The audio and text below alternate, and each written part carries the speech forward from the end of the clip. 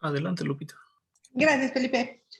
Hola, buenas tardes a todos. Gracias por acompañarnos en un jueves más de nuestro Congreso de Fibrosis Quística, un tratamiento integral. Déjenme darle la palabra a nuestra directora para que nos presente a nuestra primera invitada del día de hoy. Ya estás por ahí para que nos presentes a la doctora Prados.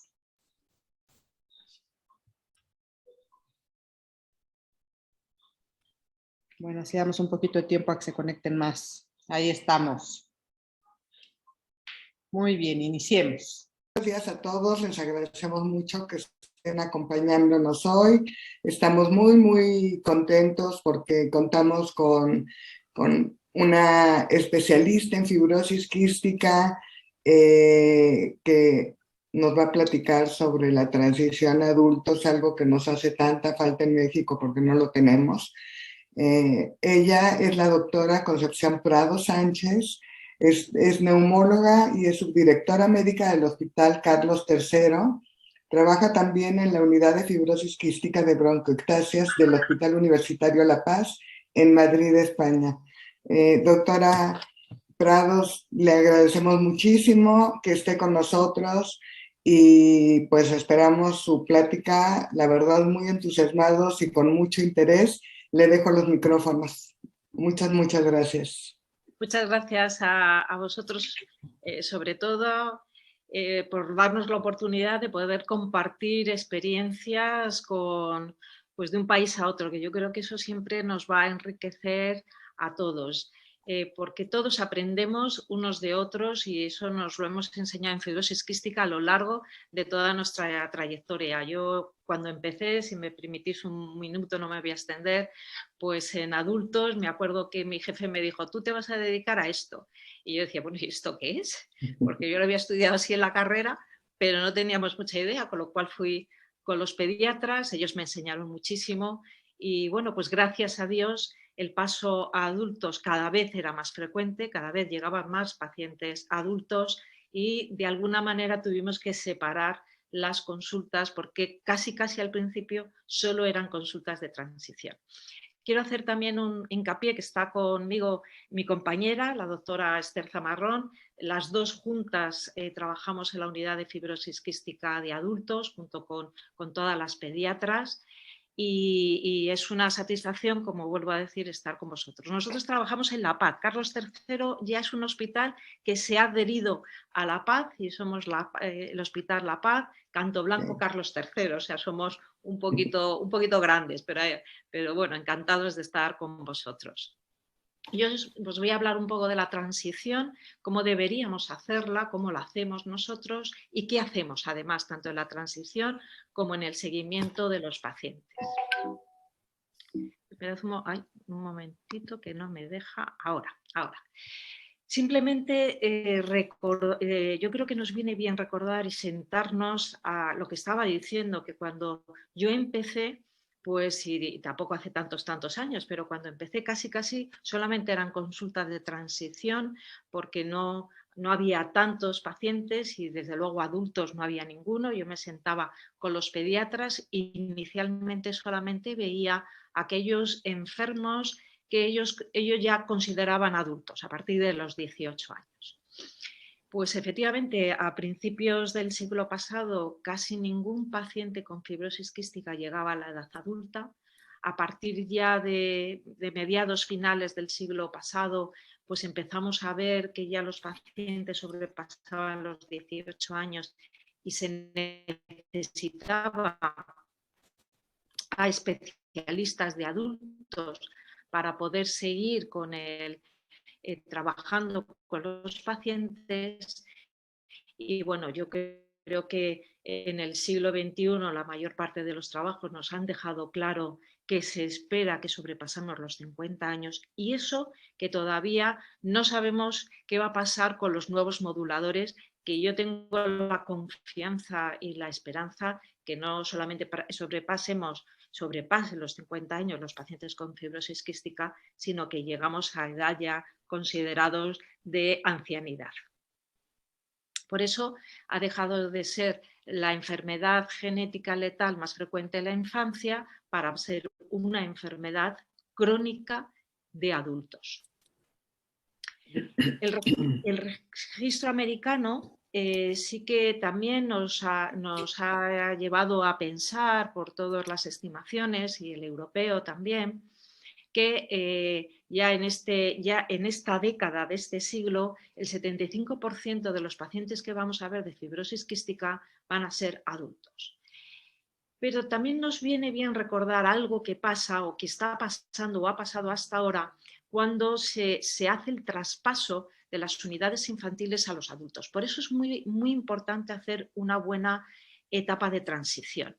Lo primero, porque nos dábamos cuenta que el paciente, probablemente por el estrés que le suponía dejar a todos sus especialistas, no solamente médicos, enfermeras, fisioterapeutas de la edad infantil y adultos que no conocían de nada, tenían pérdida de la función respiratoria, alteraciones en el peso sobre todo, y aumentaba las exacerbaciones y, lo más importante, las exacerbaciones graves. Y esto se notaba más cuando cambiaban además de hospital, porque la unidad de referencia de adultos podía estar en un hospital o puede estar en un hospital distinto a la unidad del infantil. Por eso, la transición se ha definido como ese momento decidido y planificado en el que adolescentes o adultos jóvenes, que va a depender del momento de la preparación que tenga el paciente, con unas condiciones crónicas, físicas y médicas, va a necesitar de un sistema de cuidados tan especializado como el que tenían los niños y dentro de los sistemas orientados a adultos. Se ha definido, pues es un pasaje que tiene que estar planificado. Yo creo que eso es importantísimo. Yo creo que dentro de la definición, quiero dar importancia a que no es un evento de un momento, no es un acto. Es decir, hoy has cumplido 18 años, la siguiente consulta ya no vas a estar en el hospital infantil, vas a pasar a unidades de adultos. Esto es un proceso.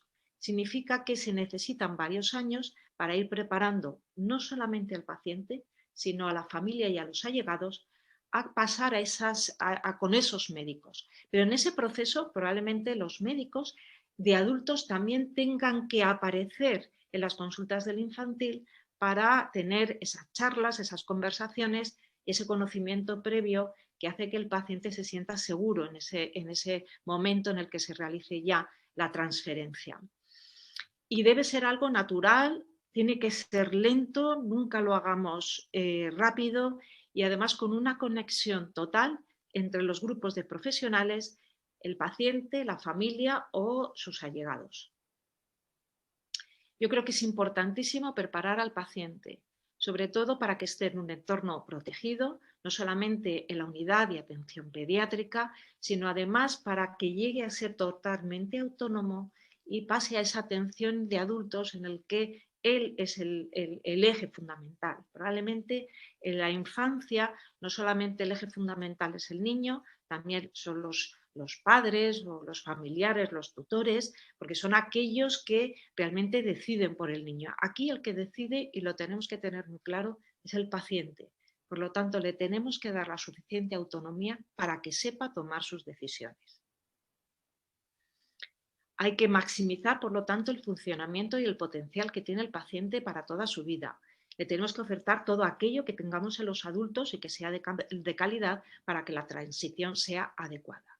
Yo creo que es importante hablar no de responsabilidades, sino aquí de corresponsabilidades, en el que la unidad de adultos con la del infantil, el enfermo con sus familiares y sus allegados, sean capaces de saber lo que es la enfermedad, conocerla, conocer su tratamiento y las habilidades que tienen en sus autocuidados. Y en ese momento tendremos que evaluar la transición. Ya la Declaración de los Derechos de la Infancia, en el artículo 5, habla claramente que para que haya transición tiene que haber una alteración física, el niño tiene que estar de alguna manera, sufrir algún impedimento social para que sea capaz, además, en un momento determinado, decidir sobre el tratamiento, la educación o aquellos cuidados especiales que necesite. Y en la sociedad americana planteó un consenso de transición, que era la transición, cuáles eran los objetivos que tenemos que cumplir en la transición, de alguna manera se tienen que implicar las autoridades sanitarias para favorecer las transiciones y la creación de unidades multidisciplinarias en las que los pediatras y los médicos de adultos trabajemos conjuntamente. En España, las primeras transiciones hablan de pacientes oncológicos, en general de enfermedades crónicas empiezan ya a surgir a partir del 2012, porque no hay transición sin enfermedades crónicas. Y llamamos la enfermedad crónica a todos esos problemas de salud que necesitan un tratamiento continuado y que pueden provocar y pueden afectar al paciente en muchísimas vertientes. Por un lado, son enfermedades complejas, pueden estar asociadas a múltiples comorbilidades, pueden tener repercusiones personales, familiares y además también sociales, por lo que es la enfermedad, y provocar importantes impactos psicológicos en los pacientes y también en los familiares. Ya recientemente se empiezan a crear las recomendaciones de los cuidados en el momento de la transición, específicamente en fibrosis quística. Así, si en Estados Unidos aparecen las primeras unidades en 1994, en el 2000 ya se crea un programa de transición en el que hay ya más de 40 pacientes asociados. En el 2008 se empieza a imponer obligatoriamente el paso adulto ya a los 21 años, pero esto hace, para que no sea obligatorio, para que no sea, como hemos dicho, un proceso totalmente que sea obligado para los pacientes, lo que se empiezan es a crear más unidades. En el 2015 ya hay 115 acreditadas en Estados Unidos, ya hay un programa de transición y ya por primera vez no se obliga, que tiene que ser a los 21 años, se recomienda entre los 18 y los 21, pero a los 21 ya tienen pasado el 90% de los pacientes, de forma que prácticamente el 50% tienen al menos 18 años. Como veis aquí, además también se crean los pasos, se explican cuáles son las recomendaciones, cuáles son las barreras que nos podemos encontrar a lo largo de la transición y que también hablaremos de ellas. Bueno, tenemos varias etapas. Tenemos que empezar, muchos dicen que ya a los 12 años, a partir de los 12 años, 14 años, ya tenemos que empezar a hablar al paciente que en un futuro, gracias a Dios, va a ser adulto y pues tiene que tomar responsabilidad sobre su propia enfermedad y se le empieza a enseñar. Existe ya otra etapa intermedia en la que claramente ya tanto el médico, porque también los médicos tenemos que prepararnos para dejar que un paciente nuestro ya no lo llevemos nosotros, no lo cuidemos especialmente nosotros, sino que lo cuiden otros compañeros. Tanto el paciente como la familia empiezan ya a estar preparados para iniciar el proceso y ahora lo veremos. Y en la etapa final tenemos que tener en cuenta y tenemos que saber que el paciente es capaz de llevar a cabo sus propios cuidados, de tomar decisiones y además está capacitado para hacerlo. Ese es el momento en el que regiremos que se hace la transición, que puede ser a los 16, a los 18 o a los 20 años. Dependerá siempre de cada paciente. No todos están preparados al mismo tiempo y también tenemos que tenerlo en cuenta. Generalmente se estima que la etapa inicial, pues eso, empezar entre los 12 y los 14 años, y ya la etapa final, pues como hemos dicho, puede ser los 16, los 18 años, que el paciente ya esté maduro para hacer el cambio, o los 20 si tarda en madurar.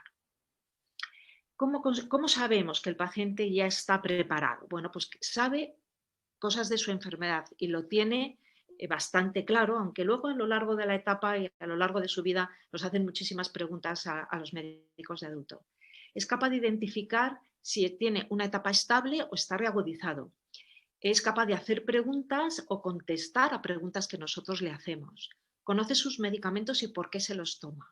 Y además sabe que el sistema sanitario es el mismo. En España tenemos el mismo sistema sanitario en pediatría y en adultos, pero también tenemos nosotros que adaptar esa atención médica a los propios horarios que tiene el paciente y además participa y opina sobre su tratamiento, sobre su enfermedad.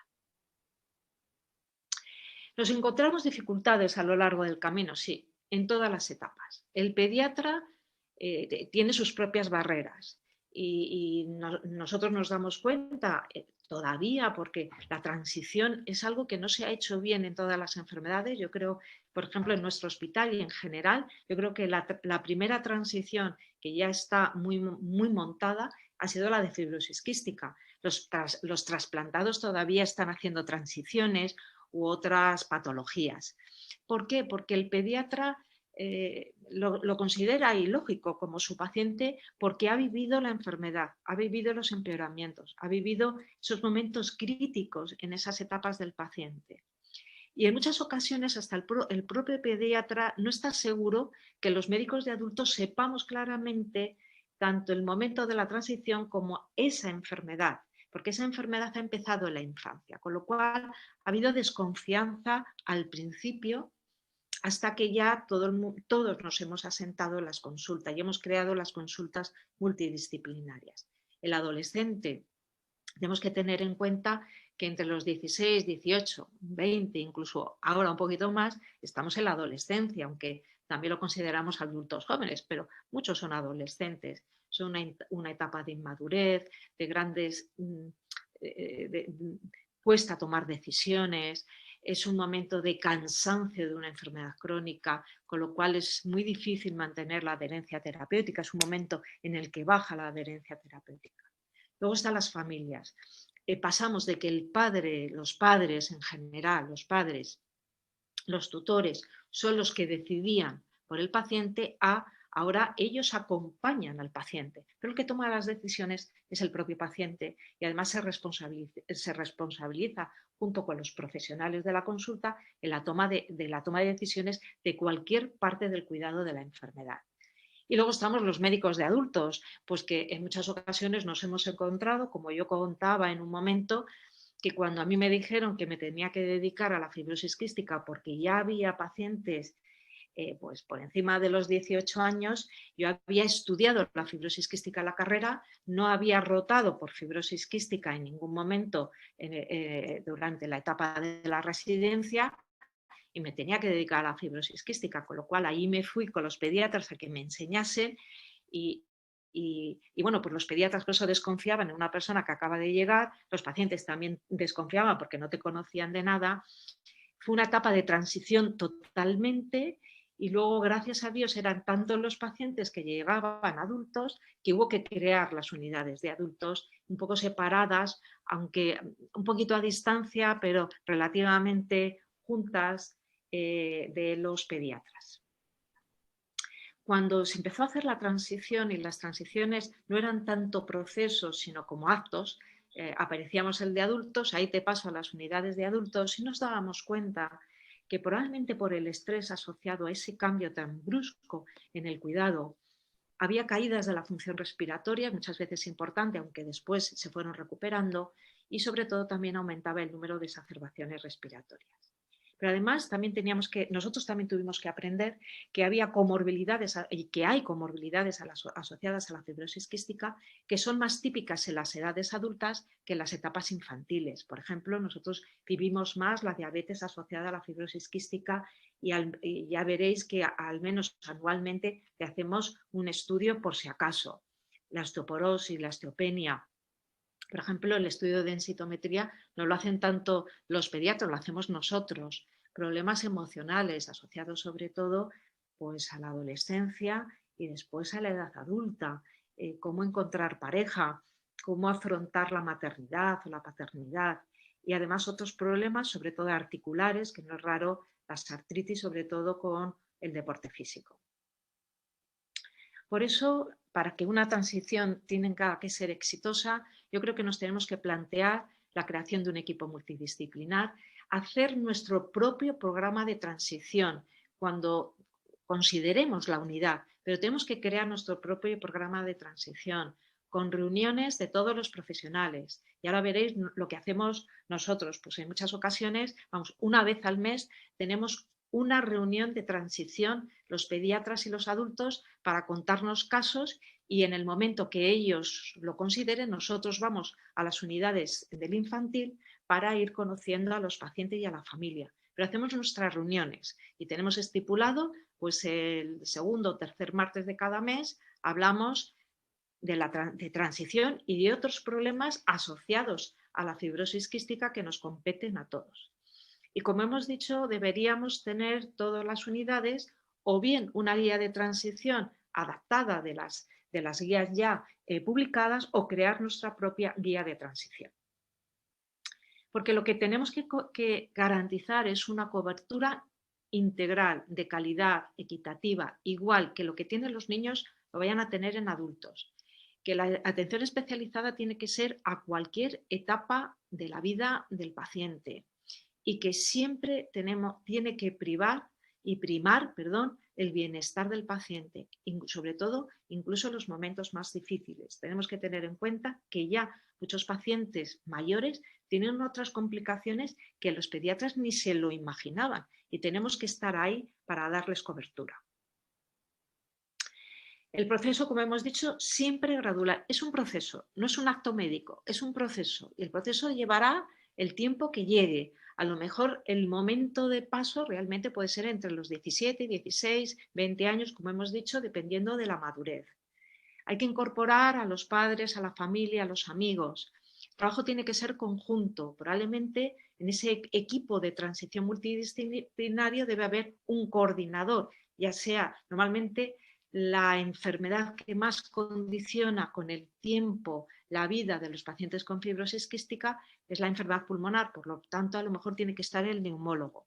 Crear unas guías, unos estándares, unas hojas de verificación para ver si se ha cumplido todo lo necesario para el paso a los pacientes y si además tenemos apuntado todos y sabemos cuáles son las comorbilidades o las complicaciones que tiene el paciente. También tenemos que tener en cuenta que nos vamos a encontrar limitaciones porque nada es perfecto. Es decir, no se debe realizar, y nosotros no lo hacemos, no se debe, no se recomienda realizar un paso de transición en pacientes en situación inestable. Pues aunque tenga los 18 años, aunque ya hayamos ido a verlo y aunque en ese momento pues, tuviese la consulta con nosotros, si además el paciente acaba de tener una exacerbación grave con una hospitalización, probablemente todavía no es el momento de pasar a adultos y nosotros debemos ir otra vez a estar con los pediatras y el paciente. Y luego en casos de enfermedades ya muy avanzadas. Si la enfermedad, por ejemplo, está ya en una lista muy avanzada de trasplante, no es el momento de hacer una transición, en este caso se queda en la etapa pediátrica y el cambio muchas veces no se hace a unidades de adultos, sino ya a unidades de trasplante, por ejemplo. O bien también en el momento, también hay que tener en cuenta que por sus características clínicas precise otro tipo de cuidados, como por ejemplo la adaptación a ventilación mecánica no invasora o bien también a otros cuidados especiales al final de la vida. ¿Y los intervinientes quién son? Pues aparte de todos los profesionales, importantísimo, el paciente, que tiene que ser autónomo, y por otro lado, aquí ya sí que, aunque no son los que toman las decisiones, no debemos olvidarnos de ellas, no debemos decir a la familia, a los allegados que siempre entraban en todas las consultas, ahora usted no puede pasar porque ya es adulto. No, tendrá que pasar porque aunque sea el paciente el que tome sus propias decisiones, ellos tienen que estar con el paciente y viven con el paciente. Y además también tenemos que ayudar a aquellos que han sido los tutores, los padres o cualquier allegado que ha sido el tutor durante toda la vida pediátrica del paciente, porque es como abandonar el nido y debemos darle la importancia que ha tenido y que tiene en este momento. Pues ahora os paso a comentar cómo lo hacemos nosotros. Tenemos reuniones de transición, las hemos tenido en un principio que pasar a telemáticas, antes las hacíamos siempre conjuntamente, ahora pues desde la pandemia y todavía no hemos recuperado las presenciales, pero las hacemos vía Teams. Nos reunimos el conjunto de todos los profesionales que estamos en la transición. Y son los pediatras los que además nos marcan, pues van a pasar tantos pacientes o solamente un paciente y se cuenta las características más importantes que tenga el paciente. Pues si tiene muchas exacerbaciones, este paciente hay que tener mucho cuidado, por esto, es decir, todo se comenta del paciente y luego tenemos las reuniones conjuntas de los pediatras con nosotros en el momento de la transición, es decir, en el momento antes de la transición, más que de la transición, de la transferencia, durante la transición vamos varias veces a consultas conjuntas o por lo menos una parte de la consulta nos ven a nosotros, nos presentamos, hablamos un rato, charlamos, que pueden ser una o varias dependiendo de cada uno de los pacientes. Y en el momento que se hace la transferencia, es decir, cuando ya la siguiente consulta es en la unidad de adultos, viene con su pediatra. El paciente viene con su pediatra, nos lo presenta, aunque ya lo conocemos, pero nos lo deja dentro de la consulta o por lo menos sabemos que nos está esperando para hacerle pasar. ¿Y cómo hacemos los seguimientos? Muy parecidos, tanto los de adultos como el infantil, los pediatras del infantil, solemos hacer más o menos las mismas cosas. A lo mejor variamos en alguna prueba con el tiempo y ahora os lo explico. Los vemos cada 3-4 meses. Y siempre, bueno, pues lo primero hablamos con ellos, que nos cuenten las complicaciones que han tenido en esta etapa, si se han reagudizado, si no se han reagudizado, si han tomado tratamiento, porque ya les damos unas normas y en las exacerbaciones leves ellos toman tratamiento. Nosotros tenemos un mail corporativo y tanto la doctora Zamarrón como yo les pasamos los mails, con lo cual nos escriben muchísimo y a partir de la pandemia recibimos muchísimos mails que a ellos les viene muy bien porque muchas veces van a tomar tratamiento preguntándonoslo y hay veces que dice pues me lo estoy tomando pero es que no noto ninguna mejoría, con lo cual nos viene muy bien porque aunque no estén citados le decimos mira, el próximo día de consulta 20 y vemos qué hacemos. O incluso en algunas ocasiones pues tiene que venir a la urgencia por la sintomatología que nos cuenta.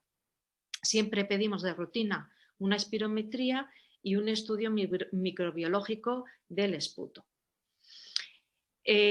Ahora, desde la pandemia, es verdad que hacemos muchas cosas telemáticas, incluso se van a potenciar muchas más las telemáticas porque nos lo han pedido ellos, porque están trabajando, están estudiando, muchas veces les cuesta venir, con lo cual vamos a potenciar mucho más las consultas telemáticas pues con espirómetros portátiles a domicilio. La primera vez lo compararemos con una espirometría validada, pero para ver la diferencia que puede ver.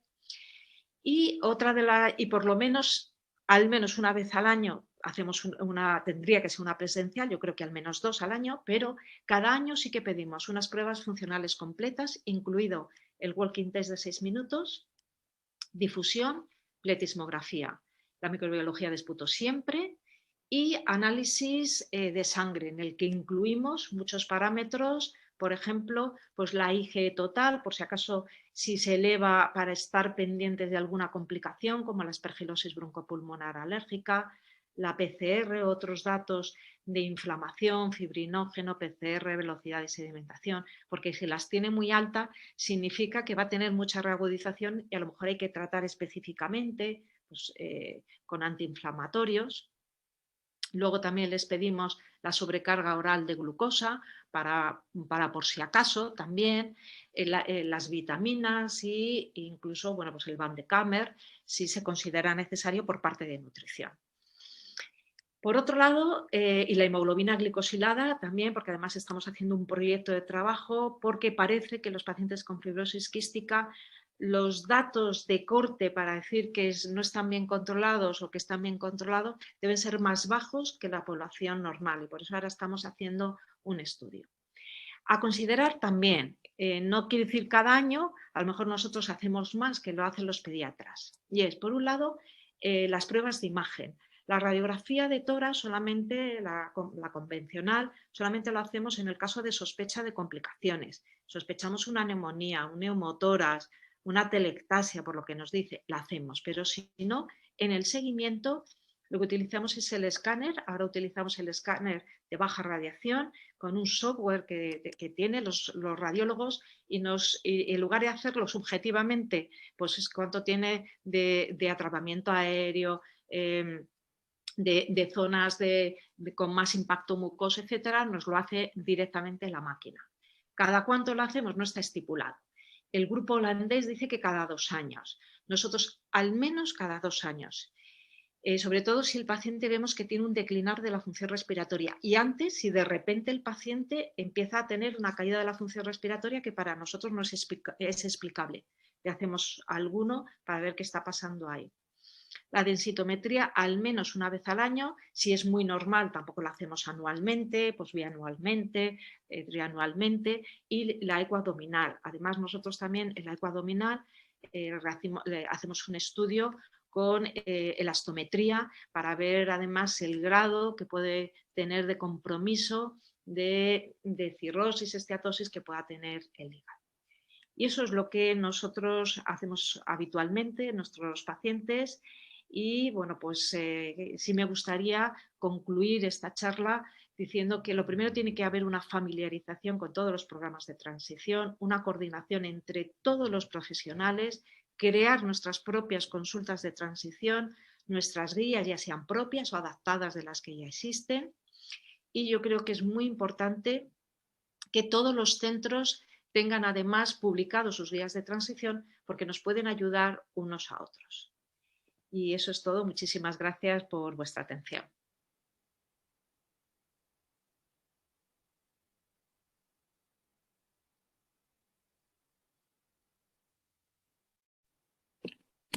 Muchas gracias, doctora Prados. La verdad, muy buena. Y hay algunas preguntas que Sí, yo creo perfecto. que podríamos tomarnos un tiempo para Sí. resolverlas, porque en México ya el 27% de los pacientes están en edad adulta. Es bajo a comparación de ustedes, de Estados Unidos, Canadá, pero sí ya tenemos un grupo amplio de pacientes adultos. Entonces, que no tuvieron transición de esta manera y que yo creo que verán con mucho interés esto para también ser, porque lo son, tienen un grupo como muy activo, apoyo para los que vienen detrás. Y bueno, esto sobre todo también para nuestros médicos y nuestros equipos de especialistas que están interesados también en hacer esto de una manera mucho más estructurada, el empezar a colaborar y a tener como alianzas con centros de adultos. Aquí un poco el problema es que el centro pediátrico generalmente no está junto con el centro de adultos. Hay algunos que sí tienen pediatría de adultos en el mismo lugar, pero la mayoría no.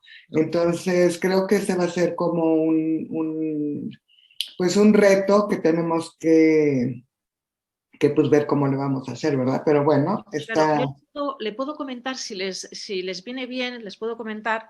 Vamos a ver, nosotros en Madrid hay un equipo infantil, un hospital infantil que no tiene adultos, pero Ajá. sí ha hecho la transición a otro hospital de adultos. ¿Cómo lo han hecho? Y yo creo que eso es muy importante. Una vez, ahora no sé si van una vez al mes, una vez a la semana, tienen una consulta y el médico de adultos se va todo el día al hospital infantil y está todo el día con los pediatras en el hospital infantil viendo a aquellos pacientes que ya empiezan a trabajarse la transición. De forma que cuando ya ha pasado, ya se considere que se puede hacer la transferencia, por no hablar, porque tenemos que hablar distinto, transición es todo el proceso, transferencia es el momento en el que se hace el paso. Exacto. La transferencia ya, pues ya la conocen, es una compañera, es una neumóloga de adultos, ya la conocen, y entonces la siguiente consulta ya es en el hospital de adultos. Pero ella va un día, yo creo que empezó un día al mes, ahora yo creo que debe ir un día a la semana a esa consulta en el que le van pasando también algunos pacientes para conocer que ya está en el momento de la transición. Podría ser una alternativa. Otra alternativa, como hemos estado hablando, yo creo que todo lo que ha venido la pandemia con la telemática ha venido para quedarse. A lo mejor, si hay mucha distancia entre el hospital infantil y el hospital de adultos, se puede hacer consultas telemáticas, de forma que se ponen en contacto, pues mañana va a haber, mañana va a haber una consulta,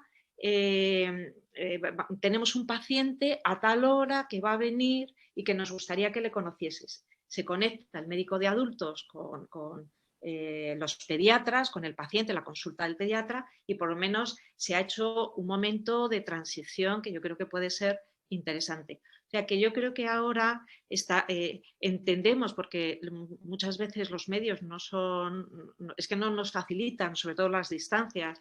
Probablemente simplemente México DC debe ser muchísimo más grande de lo que es Madrid y ya es complicado muchas veces, con lo cual a lo mejor por vía telemática, y si se puede, pues que uno de los adultos vaya X veces al hospital pediátrico. Perdón que me haya extendido.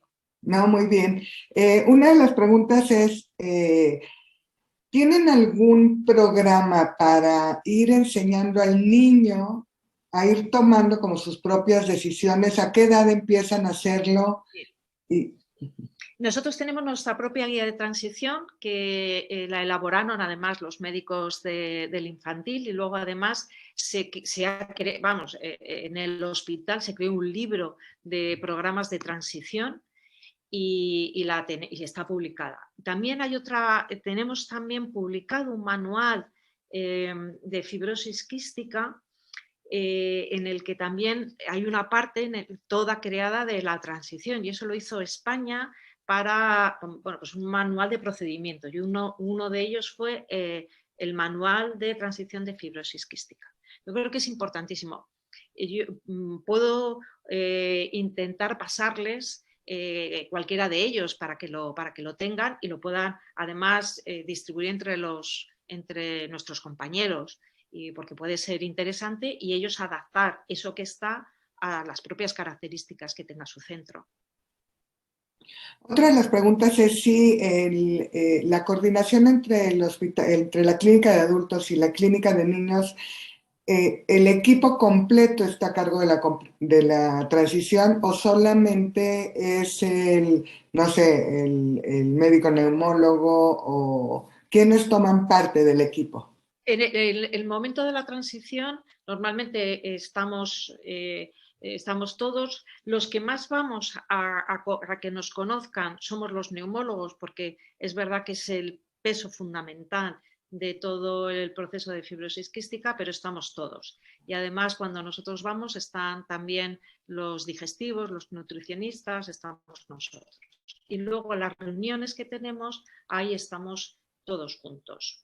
Okay. Incluso en muchas reuniones participan los radiólogos, porque hay veces que nos encontramos, ahora nos damos cuenta que las pruebas de imagen van mucho más rápido que incluso las pruebas funcionales o la clínica del paciente. Entonces hay veces que también invitamos a los radiólogos para que nos den un feedback sobre determinados escáneres que nos parece pues muy, muy patológico, saber ellos qué opinan y qué piensan. Esa era otra de las preguntas. El escáner de baja radiación es para la toma de radiografía o de tomografía. Es para tomografía. Radiografía de tórax convencional lo utilizamos poquísimo. Es decir, en el seguimiento del paciente no las usamos, solamente las usamos si hay complicaciones, pero en el seguimiento del paciente lo que hacemos son tomografías computarizadas, TAC. Lo que hacemos son de baja radiación para no radiarles mucho, porque en muchas ocasiones a lo mejor hay que hacérselo un poco más a menudo, o si el paciente está muy bien, clínicamente está muy bien, funcionalmente está muy bien, pues a lo mejor espaciamos los escáneres. Pero si no empieza a tener problemas, muchas reagudizaciones, los hacemos un poco más a menudo. Y eso nos ayuda mucho a tomar decisiones. Nos preguntan también que cuál es la parte más difícil a lograr dentro de esta transición. La adherencia terapéutica.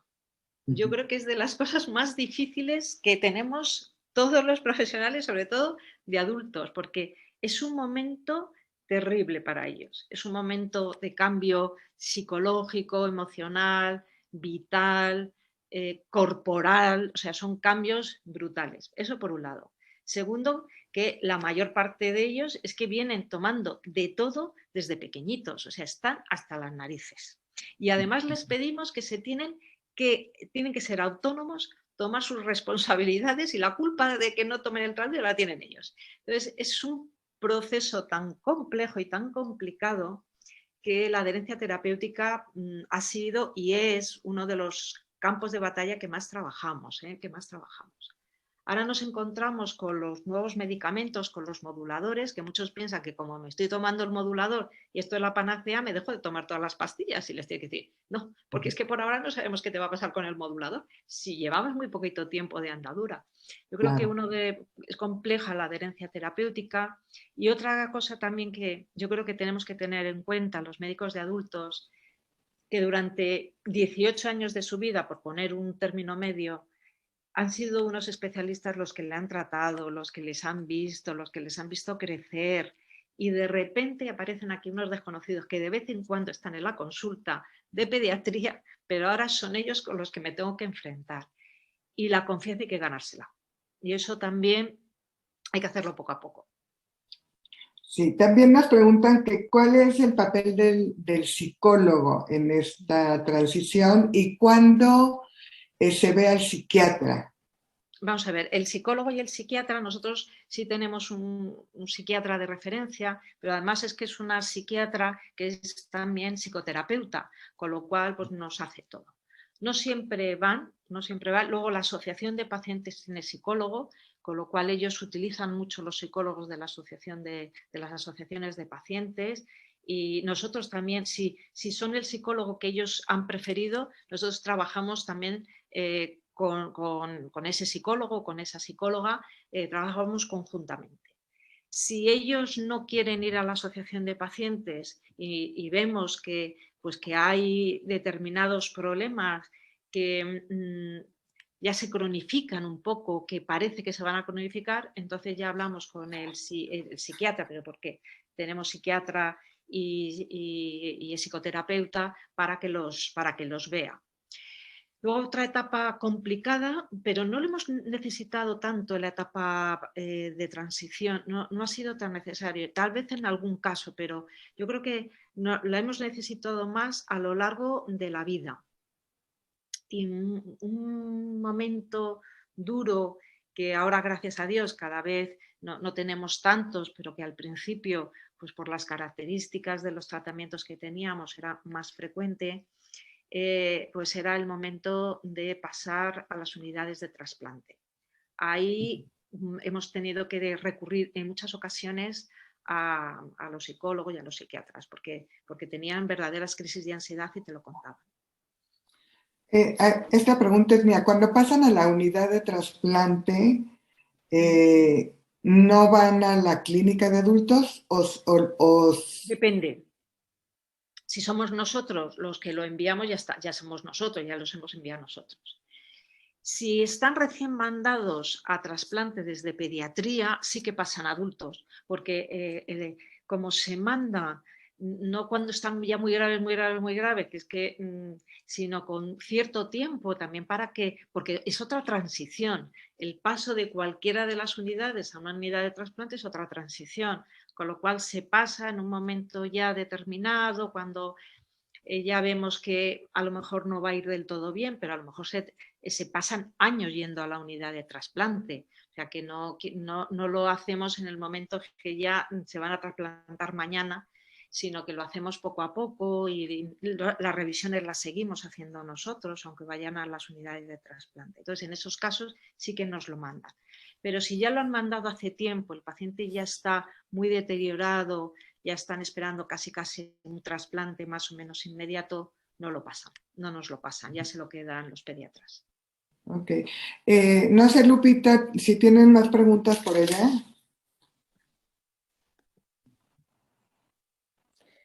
No, yo creo que ya hemos cubierto la mayoría de las preguntas. Ya estamos un poquito sobre el tiempo. Yo solamente quiero agradecer por esta plática que en verdad fue realmente interesante y plantea un gran reto para México, que es precisamente esta etapa de transición para llegar después a una atención integral de nuestros adultos. Creo que hay mucho trabajo.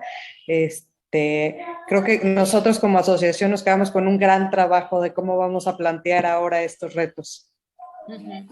Yo les propongo que ustedes tienen muchos contactos con nuestros compañeros de México, probablemente más que nosotros, pero que si en algún momento tienen dudas, necesitan asesoramiento o incluso hacer, pues mira, vamos a pasar este paciente y no sabemos cómo pasarlo y hacer algo conjunto en algún momento, pues estamos encantados de colaborar. Y saben mi correo electrónico, con lo cual, perfecto, si en algún momento lo necesitan. Ay, muchísimas, muchísimas gracias, de verdad. Y creo que sí, esto es como el inicio de una relación que podemos tener y que va a ser maravillosa. Entonces, muchas gracias. Gracias a Esther también. Y les doy las gracias además desde la fundación en la que nosotros colaboramos Federación y Sociedad Científica y pues encantados de poder colaborar también con vosotros, así que lo que necesitáis. Muchísimas gracias. Muchas Saludos a gracias. todos.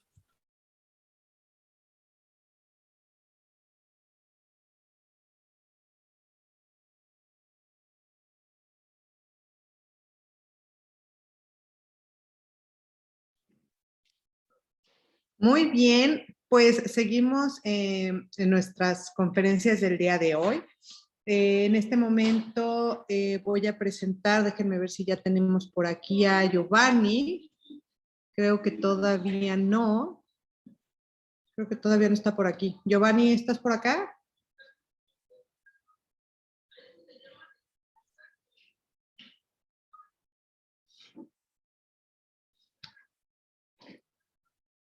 Creo que aún no. Vamos a darle 2 minutitos para ver si tiene algún problema para entrar. No se vayan, vamos a hablar ahorita precisamente de este ejercicio aeróbico en pacientes cuando ya tienen algún grado de daño pulmonar. Es un tema que creo que es muy interesante para varios de los pacientes que tenemos en México, en edades a lo mejor en adolescentes o ya en adultos. Entonces, si ustedes tienen un familiar o ustedes mismos esta duda de qué hacer, entonces cuando tenemos ya este daño pulmonar y cómo podemos empezar este ejercicio aeróbico, denos 2 minutitos nada más para ponernos en contacto con Giovanni y ver si tiene algún problema técnico para entrar. No tardamos.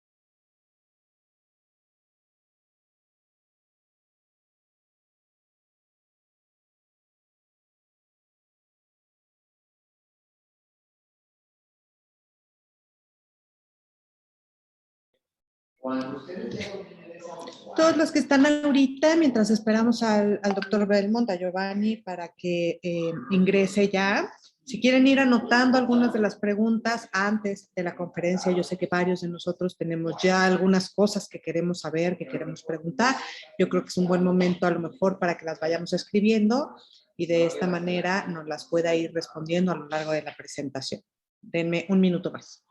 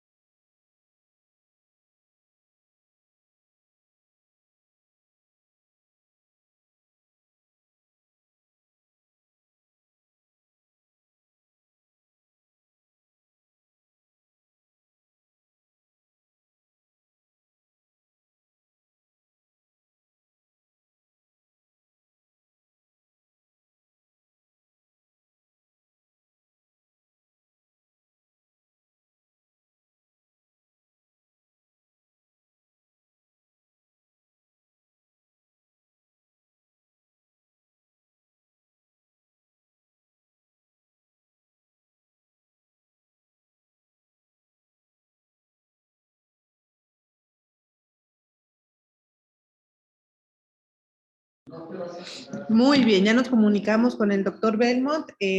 Ya está a punto de conectarse, no se vayan. Ya en menos de un minutito comenzamos con la presentación.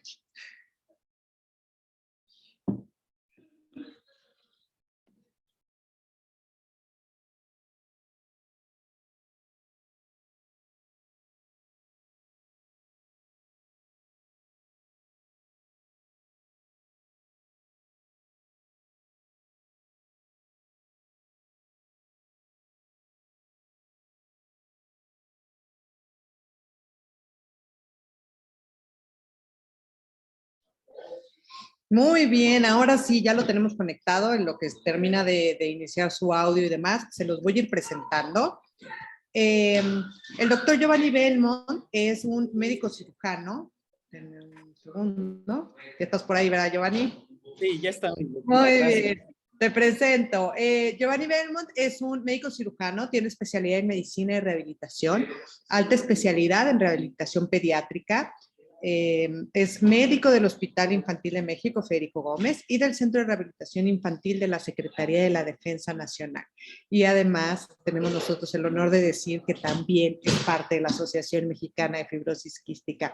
Muchas gracias, Giovanni, por estar aquí hoy. La verdad es que creo que tu plática va a estar sumamente interesante y necesaria para muchos de los pacientes en México. Así es que adelante, no te robo más tiempo. Muy bien, gracias, Lupita. Ahí te voy avisando de las diapositivas. Sí, gracias. por supuesto.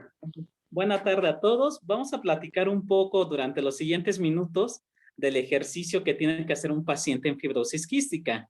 Le cambiamos a la siguiente, por favor. Entonces, tal vez la primera pregunta que nos hagamos como profesionistas de la salud que tenemos que ver con pacientes con fibrosis quística, los mismos pacientes y obviamente los familiares, es ¿por qué es tan necesario hacer ejercicio? Muchas veces nos venden la idea de que el manejo de fibrosis quística solamente es sacar secreciones, ¿no? Tanto a base de medicamentos, a base de fisioterapia, de otros instrumentos que también ya platicamos la vez anterior, etcétera. Pero la realidad es que se necesita algo más en el paciente con fibrosis quística. Entonces, primero vamos a contestar esta pregunta. ¿Por qué un paciente con fibrosis quística requiere hacer ejercicio? Entonces, recordemos que la fibrosis quística es una enfermedad crónica.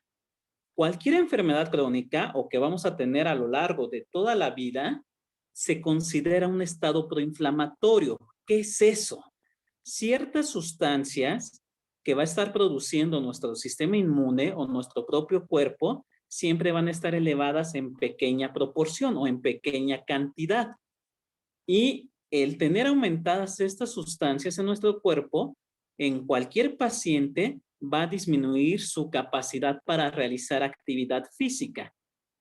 Y obviamente esto va a repercutir en la función tanto de los órganos que están afectados por la enfermedad de base, fibrosis quística ya sabemos que principalmente pulmón, aunque no es lo único, o de otros órganos que aparentemente están sanos, pero también va a repercutir en su función, sobre todo a nivel renal, a nivel hepático, a nivel gastrointestinal en fibrosis quística o inclusive en los que tienen diabetes asociada a fibrosis quística en el metabolismo de la glucosa.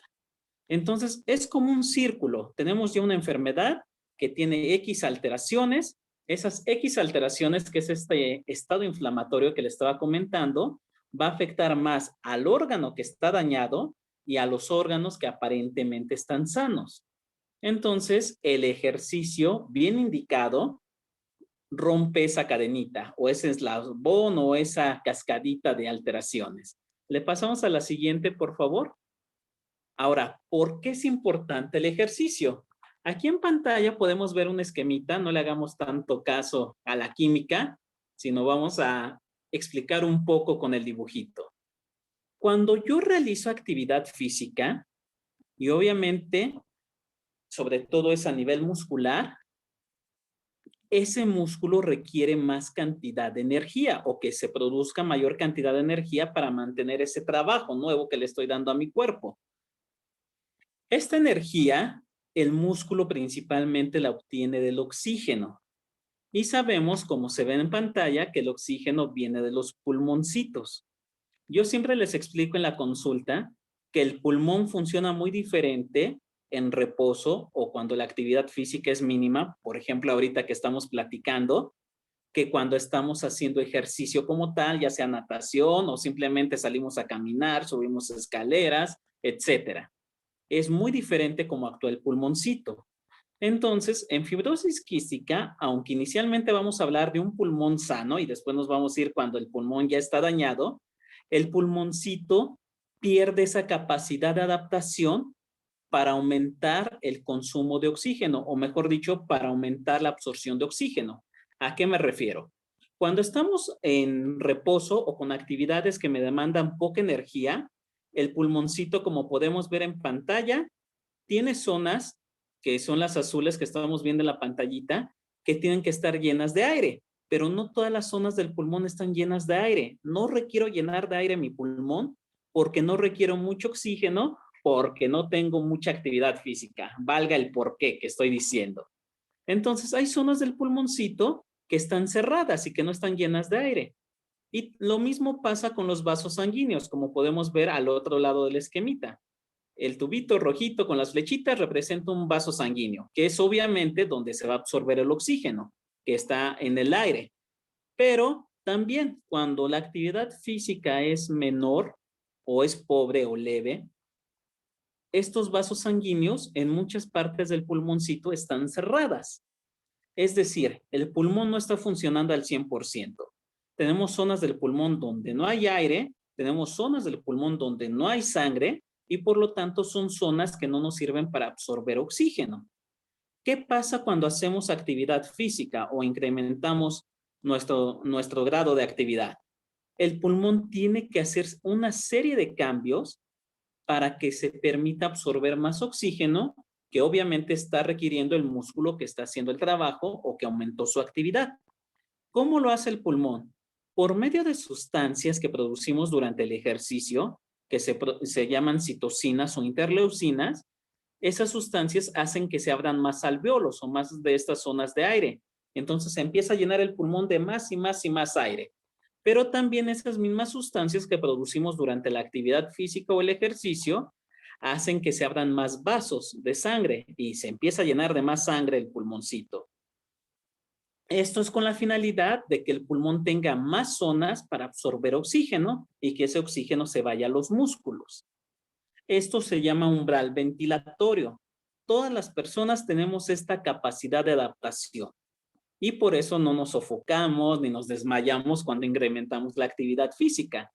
El problema del paciente con fibrosis quística, y vuelvo a enfatizar, aunque no tenga daño pulmonar, que eso lo vamos a tocar al final, es que pierde esta capacidad de adaptación y el pulmoncito no se adapta fácilmente. Y más allá de que limita al paciente a realizar actividades físicas, también ese oxígeno que no le está llegando al músculo, tampoco le está llegando a otros órganos. Y esos otros órganos también pueden sufrir por esa falta de oxígeno. Entonces, por eso es importante que el paciente con fibrosis quística realice un ejercicio obligatoriamente. Le cambiamos a la siguiente, por favor. Entonces, ahora sí, me voy a ir en particular con fibrosis quística. Esa capacidad o ese umbral ventilatorio que les digo que es la capacidad del pulmoncito de adaptarse y absorber más oxígeno cuando yo cambio mi actividad física, también se conoce como capacidad aeróbica.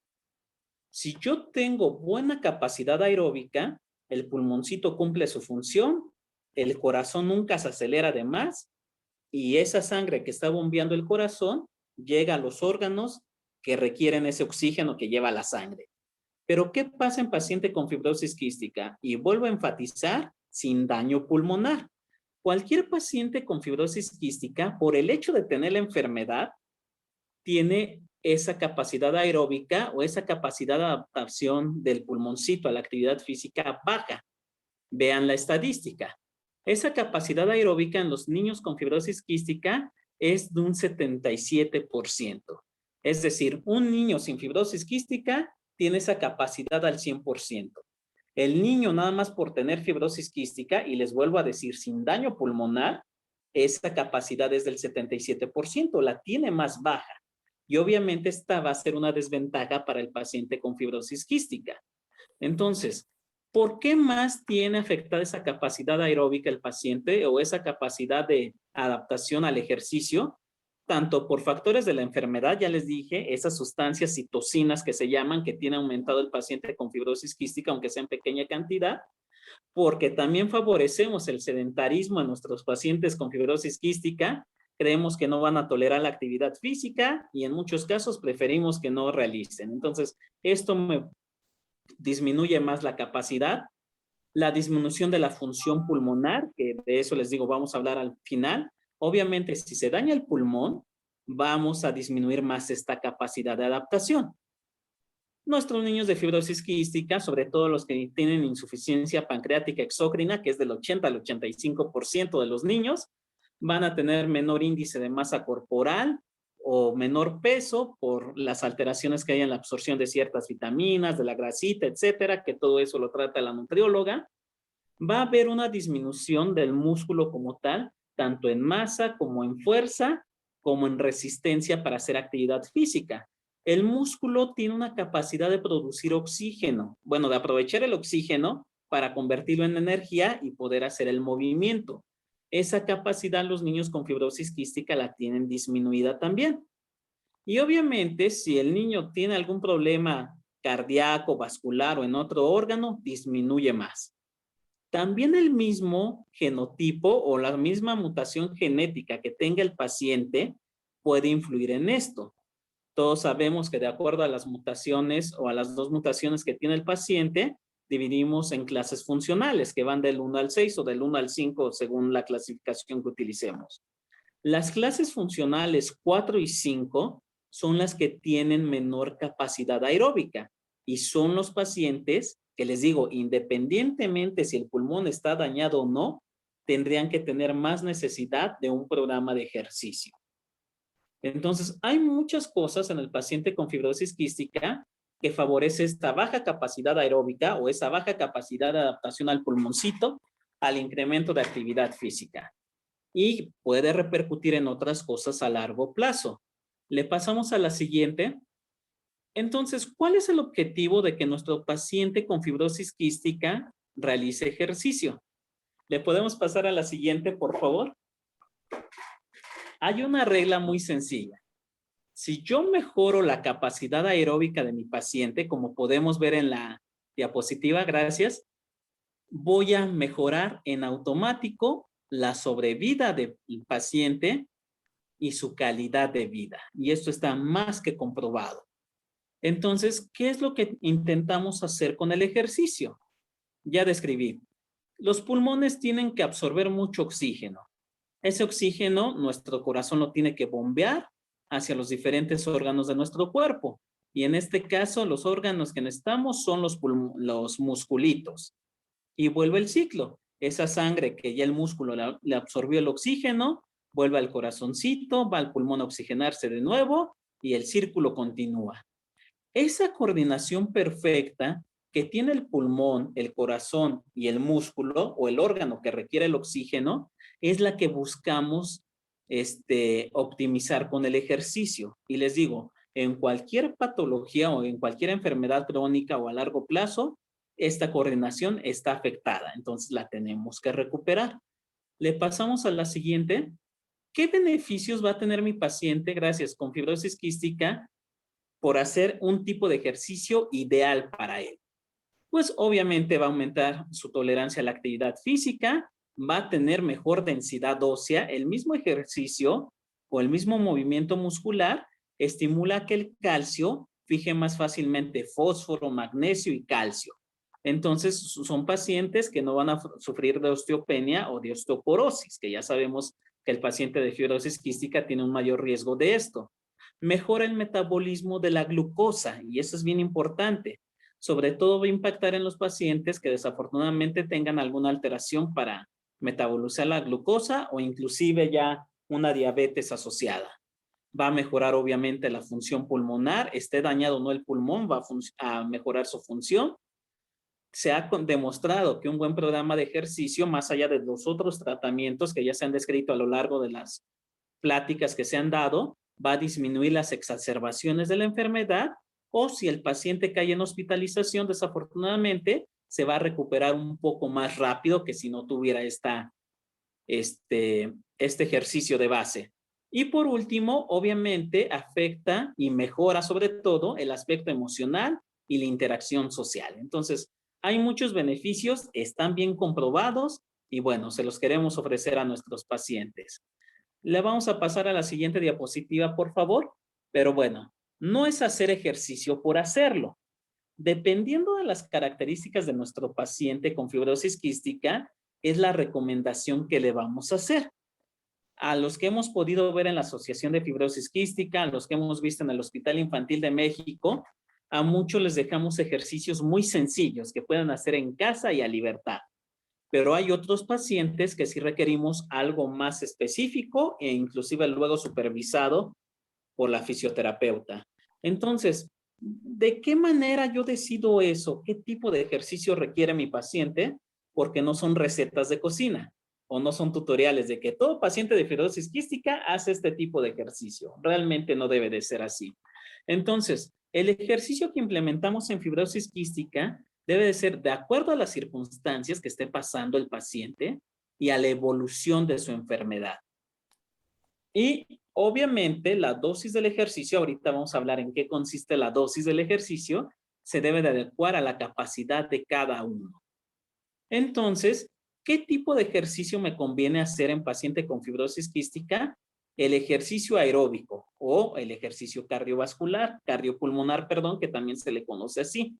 Que ya sabemos que es un ejercicio que podemos sostener por muchos minutos y que podemos hacer en varias ocasiones durante el día. Sí es bueno también trabajar el músculo, sí es bueno la terapia respiratoria, los ejercicios de fisioterapia respiratoria que les enseñaron, pero un punto importante en paciente de fibrosis quística, y es el objetivo de esta plática, es hablar de este entrenamiento aeróbico. Le pasamos a la siguiente, por favor. Para saber cuál es la necesidad del ejercicio aeróbico en nuestros pacientes, no es nada más, bueno, a mí me parece que tiene que hacer esto, no. Tenemos que hacer una valoración. La podemos hacer dentro o fuera del consultorio. Los pacientes que pasan a consulta conmigo, les ha tocado, si su paciente es mayor de 6 años, que le hagamos una prueba que se llama de Ruffier, que los ponemos a hacer sentadillas durante 1 minuto y vemos cómo se comporta su corazoncito y la saturación de oxígeno. Eso a mí como médico me va a dar una idea de qué tan baja está esa capacidad aeróbica y si requiere una intervención específica o requiere nada más sugerencias generales, como las vamos a ver ahorita. Algo un poco más objetivo es hacer la caminata de 6 minutos, que muchas veces le pedimos a los licenciados en fisioterapia que nos las realicen. Ponemos al paciente en un espacio de 15 a 30 metros, dependiendo de lo que tengamos a disposición, a dar muchas vueltas en esa distancia, por eso se ven los dos conitos, uno enfrente, uno atrás, que es lo que marca la distancia, y lo más rápido que pueda el paciente le decimos que dé vueltas y vueltas y vueltas y vueltas. Se está monitorizando al paciente, se toma la presión arterial antes y después, durante la caminata se está viendo la frecuencia cardíaca, la saturación de oxígeno, y en base a eso podemos calcular la capacidad aeróbica que tiene el paciente y decidir qué tan baja está y también qué tipo de ejercicio nos va a ayudar a recuperarla. Le cambiamos a la siguiente. La prueba ideal para nuestro paciente en fibrosis quística sería algo que se llama prueba de ejercicio cardiopulmonar. Esta prueba se tiene que hacer en un laboratorio de fisiología pulmonar. En algunos niños del Hospital Infantil de México la hemos realizado porque está el laboratorio. Y esta prueba me va a dar a entender con muchas cositas que más adelante les voy a demostrar, qué también se adapta mi pulmón a la actividad física y qué tanto le pide ayuda al corazoncito. Entonces, lo ideal sería hacer esta prueba, al menos una vez en la vida al paciente de fibrosis quística y de esa manera ya decidir de manera más objetiva. Es un recurso, obviamente, que no está al alcance de cualquier institución, entonces lo podemos paliar muy bien o sustituir muy bien por esa caminata de 6 minutos o por una prueba tan sencilla como es la prueba de Ruffier en el consultorio. Bueno, le cambiamos a la siguiente. En base a esa prueba, yo decido qué tipo de actividad física le conviene a mi niño. Para este tipo de ejercicio aeróbico que requiere mi paciente en fibrosis quística, es bien importante, más allá de las características que ya describimos del paciente o de la misma enfermedad, tomar en cuenta la edad. ¿Por qué me interesa tomar en cuenta la edad del paciente? Un niño gasta y obtiene energía muy diferente a un adulto. Entonces, yo no le puedo poner a hacer a un niño una actividad que puede hacer un adulto o puede hacer un niño mayor. Entonces, siempre, como se las dividieron en las pláticas de fisioterapia, tenemos una gran división de los niños. Menores de 6 años y mayores de 6 años. Los niños menores de 6 años no podemos dosificar bien el ejercicio, como lo vamos a ver en los niños mayores más adelante, porque su pulmoncito está inmaduro. El pulmoncito de un niño menor de 6 años no se adapta tan fácilmente a esos cambios que les digo, de meter más aire y llenarse de más sangre cuando incrementamos actividad física. Entonces yo no le puedo exigir tanto a un niño como le exijo a un niño mayor. El corazoncito late mucho más rápido en un niño menor de 6 años, entonces tampoco voy a forzar más ese corazoncito que de antemano ya late más rápido. Y la última diferencia importante es que en niños menores de 6 años, la energía, más allá del oxígeno, no la obtienen de la glucosa, la obtienen de la grasita y del musculito. Por eso, si yo le pongo a un niño a hacer mucho ejercicio, el niño no crece y se queda chaparrito, como decimos, y flaquito. Porque esa proteína y esa grasita que debería de estar el niño aprovechando para crecer físicamente y también para el desarrollo de su cerebrito, la estoy gastando en el ejercicio. Entonces, es por eso que es bien importante considerar la edad de mi paciente. Entonces, todas estas recomendaciones que voy a hacer son para niños menores de 6 años con fibrosis quística, pero sin daño pulmonar. Entonces, aclarando eso, vamos a ver qué es lo recomendado. Le pasamos a la siguiente. Siempre les decimos, gracias, que tanto en casa o muchas veces también se hace en el centro de rehabilitación, se les hagan circuitos de ejercicio. Estos circuitos de ejercicio son muy divertidos para los niños y realmente les van a duplicar el gasto, bueno, les van a duplicar la demanda de la cantidad de energía que está requiriendo el niño, pero nunca nos vamos a exceder con estas actividades lúdicas. Los circuitos consisten en una serie de actividades que se van a trabajar de 10 a 15 minutos y cada actividad la voy a trabajar 3 minutos. ¿Por qué 3 minutos? Les pedimos que trabajen una actividad y después cambien a otra. Cada actividad utiliza músculos diferentes. Entonces, si en la primera actividad, por ejemplo, la que está aquí en el esquemita superior, a mano izquierda, viendo de frente la pantalla de los conitos, yo pongo al niño durante 3 minutos a correr de un conito a otro y regresarse hasta que cumpla 3 minutos. Obviamente está utilizando muchos músculos de la caderita y de la rodillita. Esos músculos están gastando oxígeno y proteína y grasita para poder moverse. Lo máximo que alcanza un músculo antes de agotarse y darme una molestia en un niño menor de 6 años son 3 minutos. Yo no puedo forzar más de 3 minutos esos grupos de músculos porque se me van a agotar y pueden tener molestias o inclusive dolor el niño. Entonces, cuando yo hago un cambio de actividad, cambio también los músculos que se están utilizando y por lo tanto a los que utilicé inicialmente les doy un descanso y empiezo a forzar otro grupo de músculos. Por eso es lo importante de alternar las actividades en este lapso de 3 minutos. Entonces, después de que lo puse a correr de un lado a otro durante 3 minutos, le acomodo conos de manera diferente y va alternando o corriendo como en zigzag. Al correr en zigzag y ya no se alinea la carrerita, ya cambia el tipo de músculo que está utilizando, aunque parezca una actividad muy parecida. Después de que alterna los conitos 3 minutos, lo pongo a brincar, como el ejemplo que tenemos en la pantalla, el niño que está saltando de un aro a otro en el piso. Entonces, eso también me ayuda porque igual empieza a utilizar otros músculos y le da descanso a algunos que ya se utilizaron en las actividades anteriores. Y después pongo a mi niño a saltar obstáculos, que es un salto muy diferente de estar saltando de un punto a otro a librar obstáculos. Les digo, aunque las actividades parezcan o se parezcan, los músculos son diferentes los que están utilizando. Entonces, de esta manera, yo estoy trabajando el músculo, pero sobre todo le estoy enseñando al pulmoncito de mi niño a hacer bien esos cambios cuando incrementen su actividad física. Y son pulmones que más allá de todo del acúmulo de secreciones, de las colonizaciones de los bichos que luego llegan al pulmoncito y ya no se quieren ir, me mantienen un pulmón sano o se daña lo menos posible si de antemano el niño tiene esto.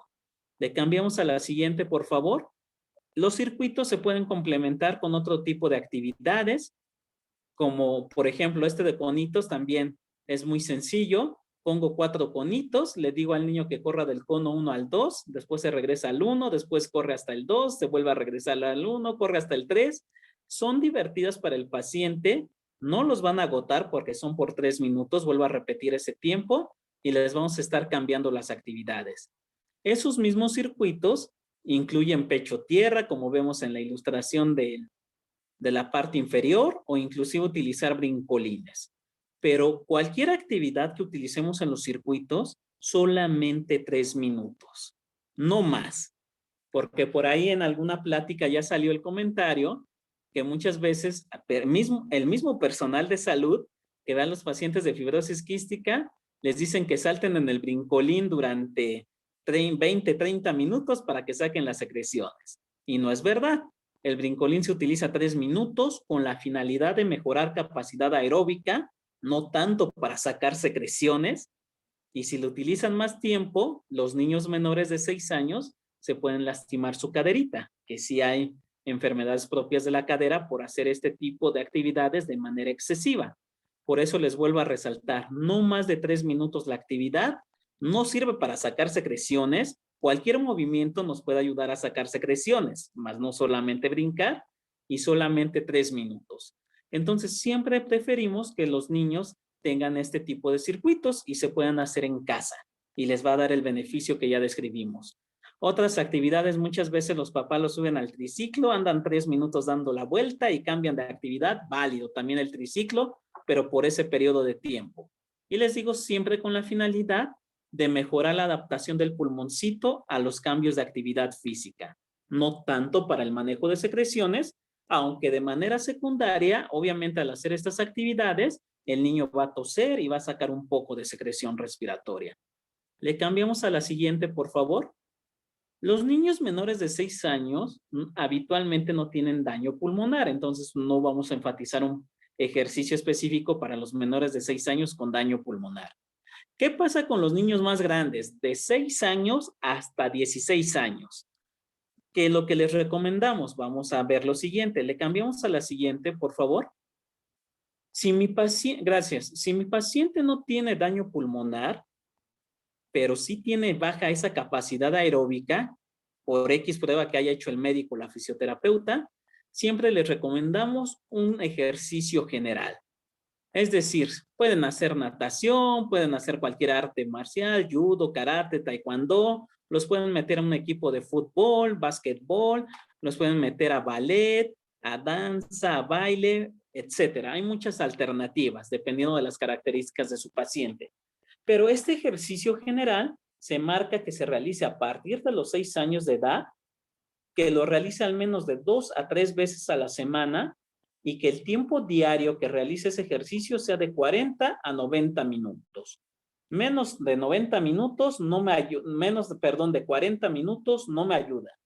Más de 90 minutos no me va a ofrecer mayor beneficio. Entonces, por eso establecemos esta dosis de 2 a 3 veces por semana, de 40 a 90 minutos. Cualquier niño con fibrosis quística, les digo, salvo que en la consulta médica les digamos algo diferente, puede hacer este tipo de actividades y cumple con los objetivos y obtiene los beneficios que ya describimos anteriormente. Entonces, esto es bien importante, pero tiene que ser una actividad regulada. No se vale, sí, lo saco un rato a patear en la pelota. No. Lo importante, por ejemplo, de meterlo a un equipo de fútbol son los entrenamientos que tienen los niños, no tanto el partidito. Entonces, sí es importante integrarlo a una actividad bien dirigida. Le cambiamos a la siguiente, por favor. Ahora, gracias. Hay niños que aparte de que realizan un ejercicio general, luego les recomendamos hacer un ejercicio específico en casa. Esa es la gran ventaja. ¿Por qué les recomendamos hacer esa actividad física en casa? Porque durante el consultorio o la prueba de 6 minutos, si la hizo la fisioterapeuta, nos damos cuenta que esa capacidad aeróbica está más baja de lo esperado para la enfermedad. Entonces la tenemos que recuperar. Estas actividades generales que les acabo de mencionar no bastan y tenemos que hacer algo más en específico. Entonces, lo más sencillo que conseguir, obviamente hay que verlo de acuerdo a la edad de nuestro paciente o al tamaño de nuestro paciente, es trabajarlo en caminadora o en banda sin fin, como podemos ver en los dibujitos, o en bicicletas fijas. O inclusive hay este tipo de bicicletas que se conectan como un videojuego y, bueno, estimulan un poquito más al niño. Pero bueno, el chiste es o una bicicleta fija o una caminadora. ¿Por qué necesitamos este tipo de ejercicio? Porque si la capacidad aeróbica o esa capacidad del pulmoncito está más afectada, lo que requerimos es recuperarla más rápida. Y la manera de recuperarla lo más rápido posible es con una actividad ya dirigida, ya no tanto a libertad. Entonces, habitualmente les enseñamos o les recomendamos utilizar la caminadora y la bicicleta en base a su frecuencia cardíaca máxima. De acuerdo a la edad que tenga nuestro paciente, hacemos el cálculo de frecuencia cardíaca máxima. Y de ese cálculo que ya hicimos, le sacamos el 60%. Entonces le decimos al papá, súbalo a la bicicleta durante un periodo de entrenamiento de 10 a 20 minutos a X frecuencia cardíaca, ¿no? A 140 latidos por minuto, a 130, etcétera, ¿no? De acuerdo al cálculo que hagamos. Y lo mismo en la caminadora. Y les decimos que mantengan esa frecuencia cardíaca al menos esos 10 o 20 minutos. ¿Qué beneficio trae estadificar o dosificar, mejor dicho, el ejercicio así?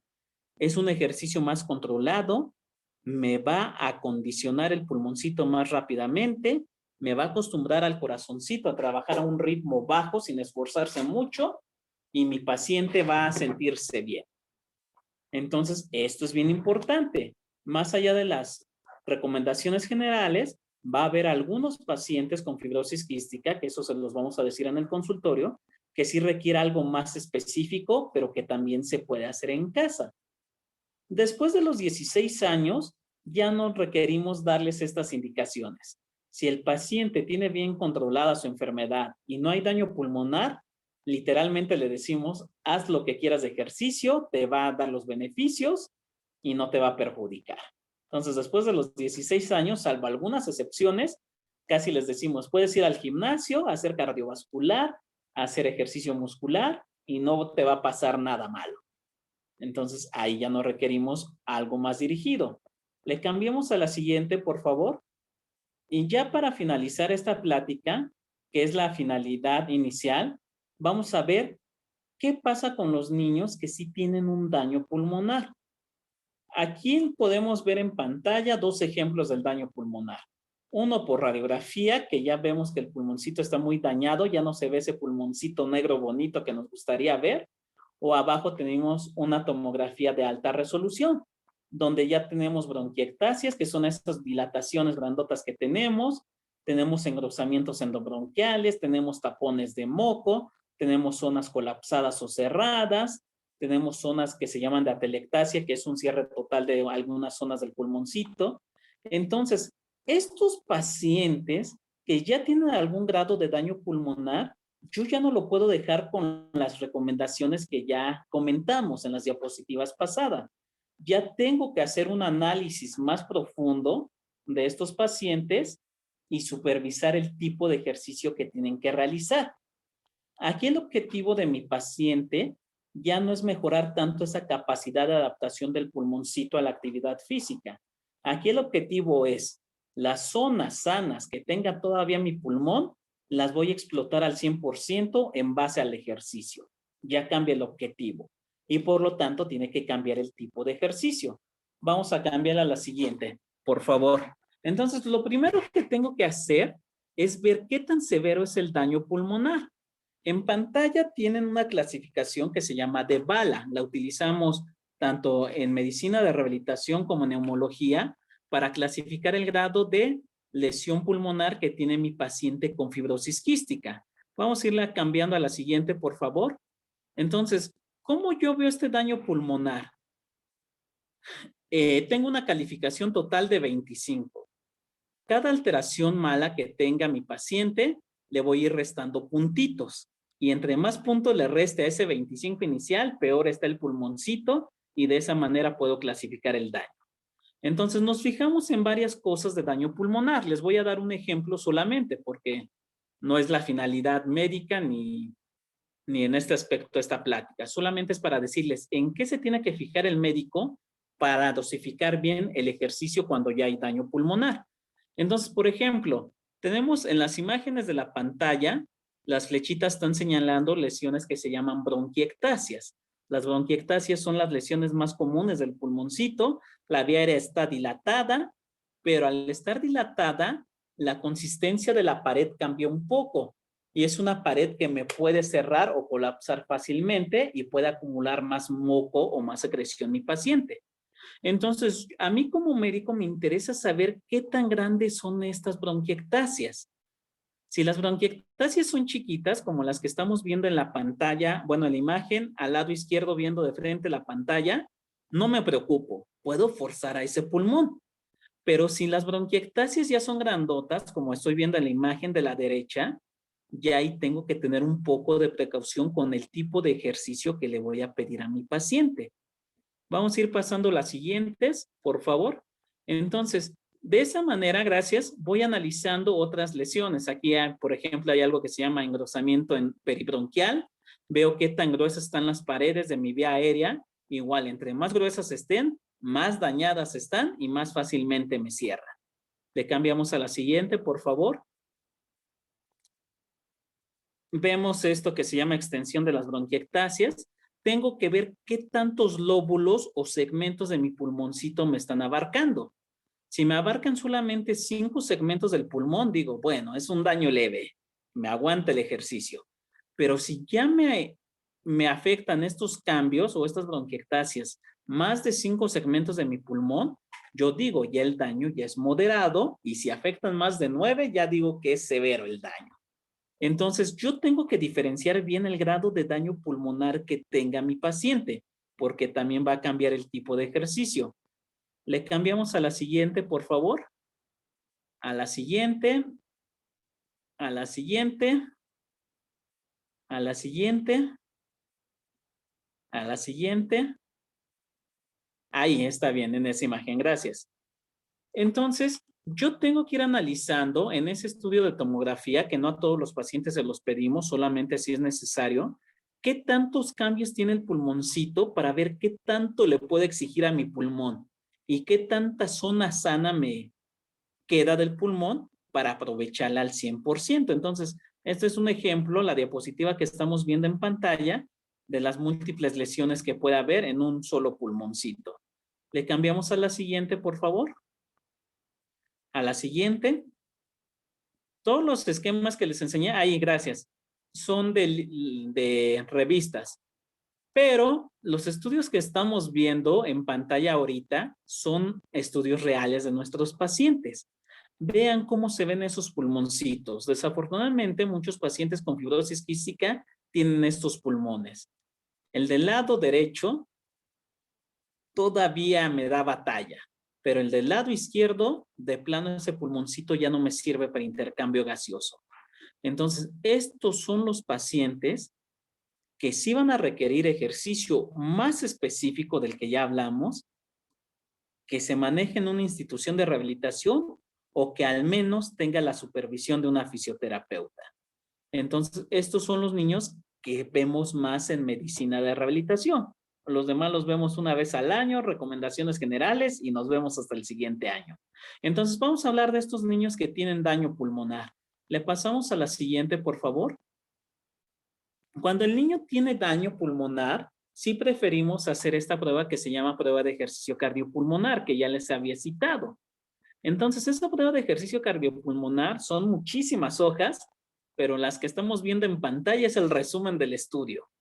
Con todo esto que me da el estudio, yo me doy cuenta, más allá del daño que ya vi en las imágenes de mi pulmoncito, qué tanto le puedo exigir a mi paciente o qué tipo de ejercicio le puedo mandar. Hay una parte que se llama consumo de oxígeno, que vemos en la parte media de la tablita, que es la que me dice qué tan bien está trabajando ese pulmoncito.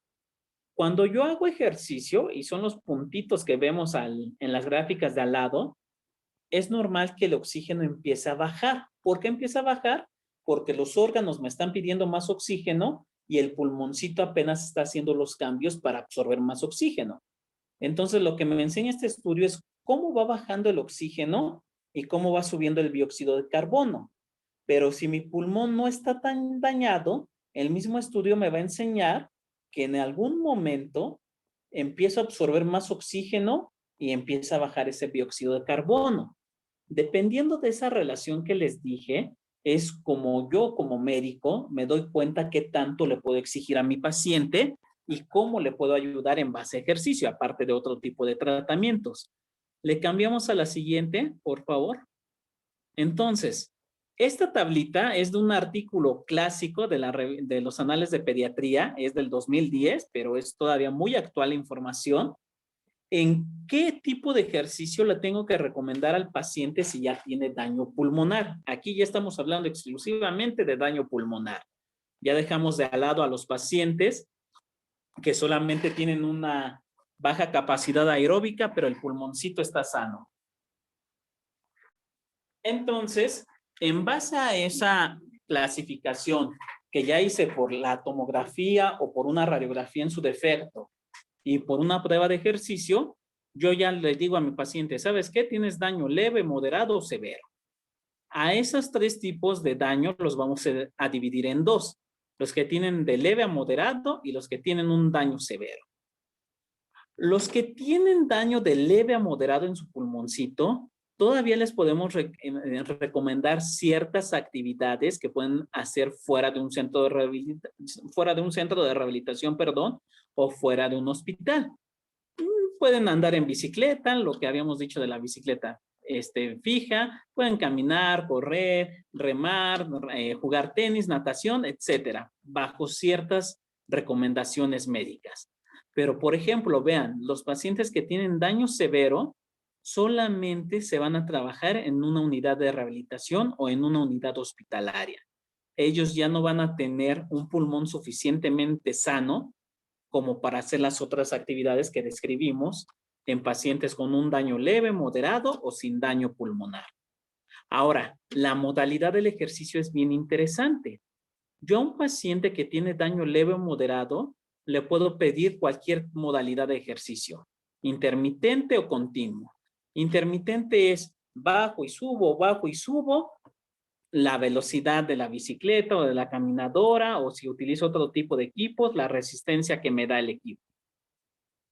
O continuo, fijo una velocidad o una resistencia y la mantengo durante todo el tiempo de entrenamiento. Pero los pacientes que tienen daño pulmonar severo, el ejercicio siempre tiene que ser intermitente. ¿Por qué? Porque al ser intermitente yo le doy periodos de descanso a mi paciente. Es decir, lo forzo 3 minutos, lo descanso 3 minutos. Lo forzo 3 minutos, lo descanso 3 minutos. A eso se refiere intermitente. Si yo a un paciente con daño severo le intento hacer un ejercicio continuo, lo voy a colapsar, no me lo va a tolerar y lo voy a perjudicar. Ahora vean qué tan seguido se recomiendan estas actividades. Daño leve a moderado de 3 a 5 veces a la semana. Pero daño severo obligatoriamente 5 veces a la semana. Si mi paciente no lo hace 5 veces a la semana, es prácticamente no hacer nada y no le da mayor beneficio. Comparemos los tiempos. Cuando el daño es leve a moderado, le puedo exigir de 30 a 45 minutos reales de entrenamiento, quitando esa parte de calentamiento y enfriamiento. La parte importante de entrenamiento le puedo exigir de 30 a 45 minutos. Pero a un paciente que tiene daño severo, solamente le puedo exigir de 20 a 30 minutos. Y lo ideal para dosificar qué tanto le pido de ejercicio a mi paciente o de esfuerzo durante el ejercicio es en base a esa prueba de ejercicio cardiopulmonar. Esa prueba de ejercicio cardiopulmonar me da a conocer un valor que se llama VO2 pico, o cuál es el consumo máximo de oxígeno que me puede dar ese paciente. Y en base a eso yo calculo qué tanto le exijo a mi paciente. Pacientes que tengan de daño moderado les exijo de un 60 al 80%. Pero pacientes que tengan un daño severo les tengo que exigir menos, de un 50 al 70%. Habitualmente los pacientes que tienen daño de leve a moderado no van a requerir oxígeno durante el ejercicio, o si ya están utilizando oxígeno no le voy a tener que subir para que me toleren el oxígeno, el ejercicio, perdón. Pero los pacientes que tienen daño severo, lo habitual es que ya tengan oxígeno de base y que al menos le tenga que subir al doble de ese oxígeno cuando realice el ejercicio. Entonces, sí hay una diferencia entre un paciente que no tiene daño pulmonar, que lo podemos manejar en casa con esas recomendaciones generales, un paciente que tiene daño leve a moderado, que muchas cosas las puede seguir haciendo en casa, pero otras sí las va a tener que hacer con un equipo de rehabilitación, y finalmente un daño severo, que lo único que va a poder hacer es supervisado por el equipo de rehabilitación. Y eso siempre se los comentamos en la consulta. ¿Qué tipo de ejercicio requieren? Le cambiamos a la siguiente, por favor. Siempre el ejercicio en un paciente, a la siguiente, de nuevo, por favor. Ahí. Siempre un paciente que tenga un daño moderado, severo o leve, lo dije en desorden, perdón, pero que tenga un daño pulmonar, idealmente siempre tiene que estar supervisado por una fisioterapeuta. ¿Por qué? Porque la fisioterapeuta, como pueden ver en la foto en pantalla, que es del Hospital Infantil de México, siempre me va a estar llenando a mí como médico una hojita especial durante el ejercicio. El paciente siempre va a estar monitorizado. Y esa monitorización me va a ayudar a ajustar el tipo de ejercicio que yo indiqué en base a las pruebas iniciales y también me va a ayudar a saber qué tanto beneficio está teniendo mi paciente. Y les digo, desafortunadamente este tipo de pacientes no les podemos enseñar muchas cosas ya para que hagan en casa, sino que sí van a requerir la supervisión y el manejo en un centro de rehabilitación. Le cambiamos a la siguiente, por favor. Hay pacientes también que podemos hacer otro tipo de ejercicio, también a nivel institucional. Este tipo de ejercicio lo recomendamos también cuando el daño pulmonar es de moderado a severo o cuando tiene otras comorbilidades, perdón, como la diabetes asociada a fibrosis quística. Entonces, en esos pacientes los trabajamos en ergómetros, que son los aparatos que están viendo en pantalla. Los ergómetros son como bicicletas, pueden ser de brazos como el que vemos en pantalla o en piernitas, pero lo importante del ergómetro es que me modula la cantidad de trabajo que está haciendo mi paciente. Aquí ya tengo que modular esa cantidad de trabajo. La medición que utilizamos para esa cantidad de trabajo es en watts. Entonces, cuando el paciente calienta o enfría, utilizamos de 15 a 20 watts, que realmente es algo mínimo para el paciente.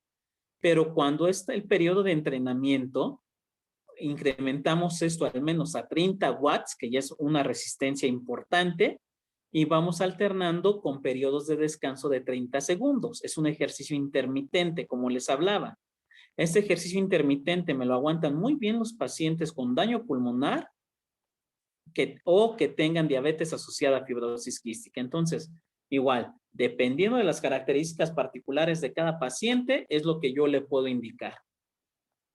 Y le pasamos a la siguiente, por favor. Y ya sería todo de mi parte.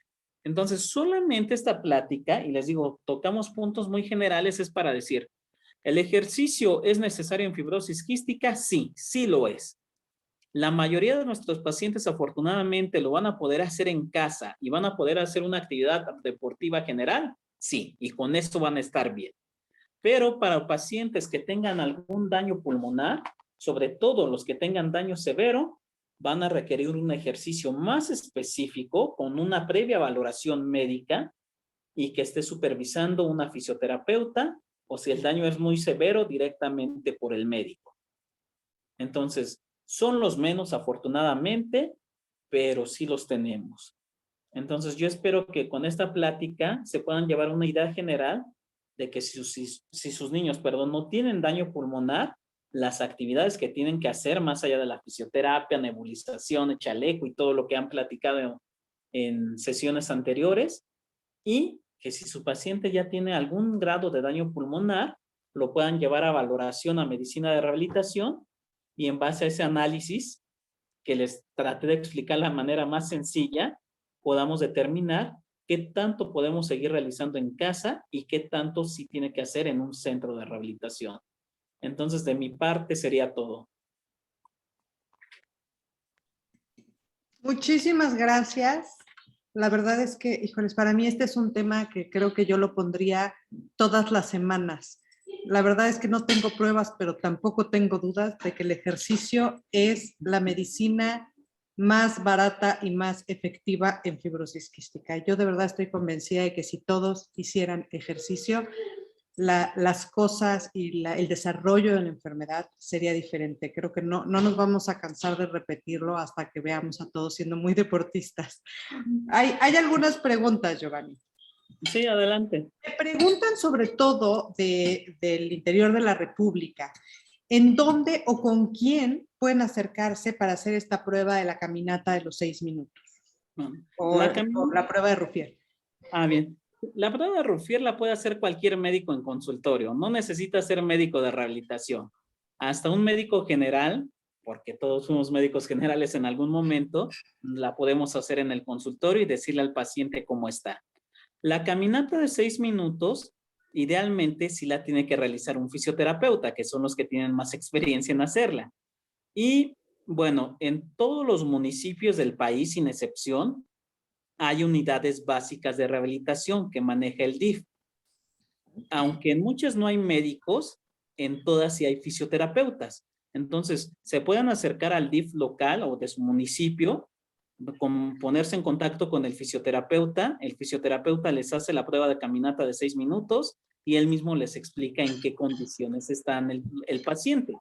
Y volvemos a lo mismo. Si la afectación es leve, el mismo fisioterapeuta puede dar el manejo o las recomendaciones. Si la disminución de esa capacidad aeróbica es muy considerable o limita mucho al paciente, ya el fisioterapeuta le dirá que acuda a otra institución, que habitualmente hay centros estatales grandes de rehabilitación en las capitales de cada estado, también los maneja el DIF, donde sí hay médicos de rehabilitación y le darán una atención más personalizada. Pero bueno, conclusión, el DIF es ideal para hacer este tipo de pruebas y valoraciones. Perfecto. ¿Se podría decir que después de una exacerbación o después de un periodo a lo mejor de hospitalización, se recomendaría hacer esta prueba para medir realmente el impacto que hubo? Sí, sería lo ideal. Siempre después de cualquier exacerbación, independientemente si dañó o no el pulmón, se pierde esa capacidad del pulmoncito porque nos cierra muy fácilmente la vía aérea. Y el que cierre la vía aérea representa menos oxígeno para el cuerpo. Entonces sí, sería una buena recomendación que después de una exacerbación se pudiera hacer una valoración de esta capacidad aeróbica y al menos durante los siguientes 3 meses sí manejar algún programa de ejercicio más específico y después de esos 3 meses, si recuperó bien esa capacidad, al menos la que tenía previa a la exacerbación, pues ya dejarlo con alguna recomendación general para hacer en casa. Perfecto. Hemos visto, sobre todo, a lo mejor no tanto en México, pero sí en otras partes del mundo, en videos de pacientes, que ya ves que ahora está muy de moda con esto de las redes sociales, ¿no? Que uno se entera de todo, pero se ven muchos pacientes haciendo ejercicio, por ejemplo, mientras están hospitalizados. ¿Cuándo se puede hacer esto? ¿Se recomienda? ¿Esto podría mejorar el pronóstico en una exacerbación o dependiendo del porqué de esta hospitalización? ¿Cuál es tu opinión acerca de esto? Muy bien. Lo ideal es que sí se haga ejercicio durante la hospitalización. Igual, vuelvo a poner de ejemplo el Hospital Infantil de México. Cuando los pacientes se hospitalizan ahí en el hospital infantil, siempre se hace la valoración médica, nos mandan a interconsultar los neumólogos, subimos y en base a por qué esté, en qué condiciones esté el paciente, qué tan severa sea la exacerbación, etcétera, indicamos un programa específico de ejercicio. que no solamente abarca este ejercicio aeróbico que ya comentamos, sino también ejercicio muscular y la fisioterapia pulmonar. Pero sí, lo ideal es que todo paciente que esté hospitalizado sea valorado y que en menor o mayor grado, dependiendo de lo que permita el paciente o sus características en ese momento, pueda realizar un programa integral de ejercicio. Sí, más que indicado. No hay que dejarlo en reposo y no solamente con los medicamentos. Perfecto. ¿Habría al final definitivamente ya no hay que hacer ejercicio? O sea, ¿cuándo llegamos a un punto en donde el paciente ya no puede realizar ejercicio o no hay este punto y siempre puede hacer algo como tú decías? A lo mejor ya cuando es muy severo cambia la dinámica, pero sigue pudiendo hacer ejercicio, o sí ya hay un momento en el que ya está contraindicado. No, siempre se puede hacer ejercicio, ese es un hecho. Pero, como habíamos dicho, cuando ya el daño pulmonar es severo, ya no es tanto hacerlo en casa o esas actividades generales que planteábamos en otras situaciones, sino que cuando el daño es severo, sí tiene que ser en un centro de rehabilitación o en un servicio de rehabilitación y tiene que ser supervisado con esa hojita que les decía que va llenando la fisioterapeuta, lo va monitorizando, en un centro ya cautivo, ya les digo, sea la supervisión de la fisioterapeuta o del médico. Y lo más seguro es que requiera oxígeno. De antemano ya sabemos que cuando el daño es severo, ya tienen el oxígeno de base. Pero al hacer ejercicio, les digo, lo habitual es que al menos le aumentemos el doble el requerimiento de oxígeno que tenía de base en casita o sin hacer alguna actividad. Pero sí, nunca se contraindica hacer el ejercicio. Sí hay momentos en que les decimos que no hagan ejercicio. Por ejemplo, si la infección es muy severa, hay fiebre o los famosos datos de respuesta inflamatoria sistémica, ahí se recomienda que el paciente no haga este tipo de actividades. Pero afortunadamente, si se da un buen tratamiento médico, este periodo dura días, no se perpetúa mucho y en cuanto lo resolvemos, podemos empezar con el ejercicio, con la actividad física sin mayor problema. Pero sí, la conclusión es que aunque el pulmoncito esté muy, muy dañado, siempre se puede hacer algo de ejercicio, pero en ese caso ya sería supervisado, ya no sería tan a libertad o tanto en casa. Perfecto.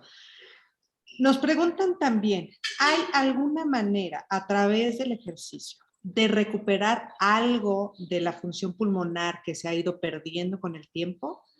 ¿O ya no hay, digamos, ¿me entendiste? Sí. Bueno, el daño pulmonar que veíamos en las imágenes, esas bronquiectasias, esos engrosamientos endobronquiales, esos tapones de moco, todo ese daño, desafortunadamente ya no lo quitamos. Ni lo quitan los medicamentos, ni la fisioterapia, y mucho menos el ejercicio. Lo que hacemos con el ejercicio, como les acentuaba un poquito en la plática, es que yo me doy cuenta de cuáles son las zonas sanas del pulmón. Ya las dañadas, desafortunadamente, no las podemos recuperar. Entonces, esas zonas sanas que tiene mi pulmón, yo las voy a explotar al 100% con el oxígeno, con el ejercicio. Por eso muchas veces, aunque el pulmoncito esté dañado y, por ejemplo, el paciente utilice 5 litros de oxígeno ya de base, con el ejercicio muchas veces le podemos bajar a 3.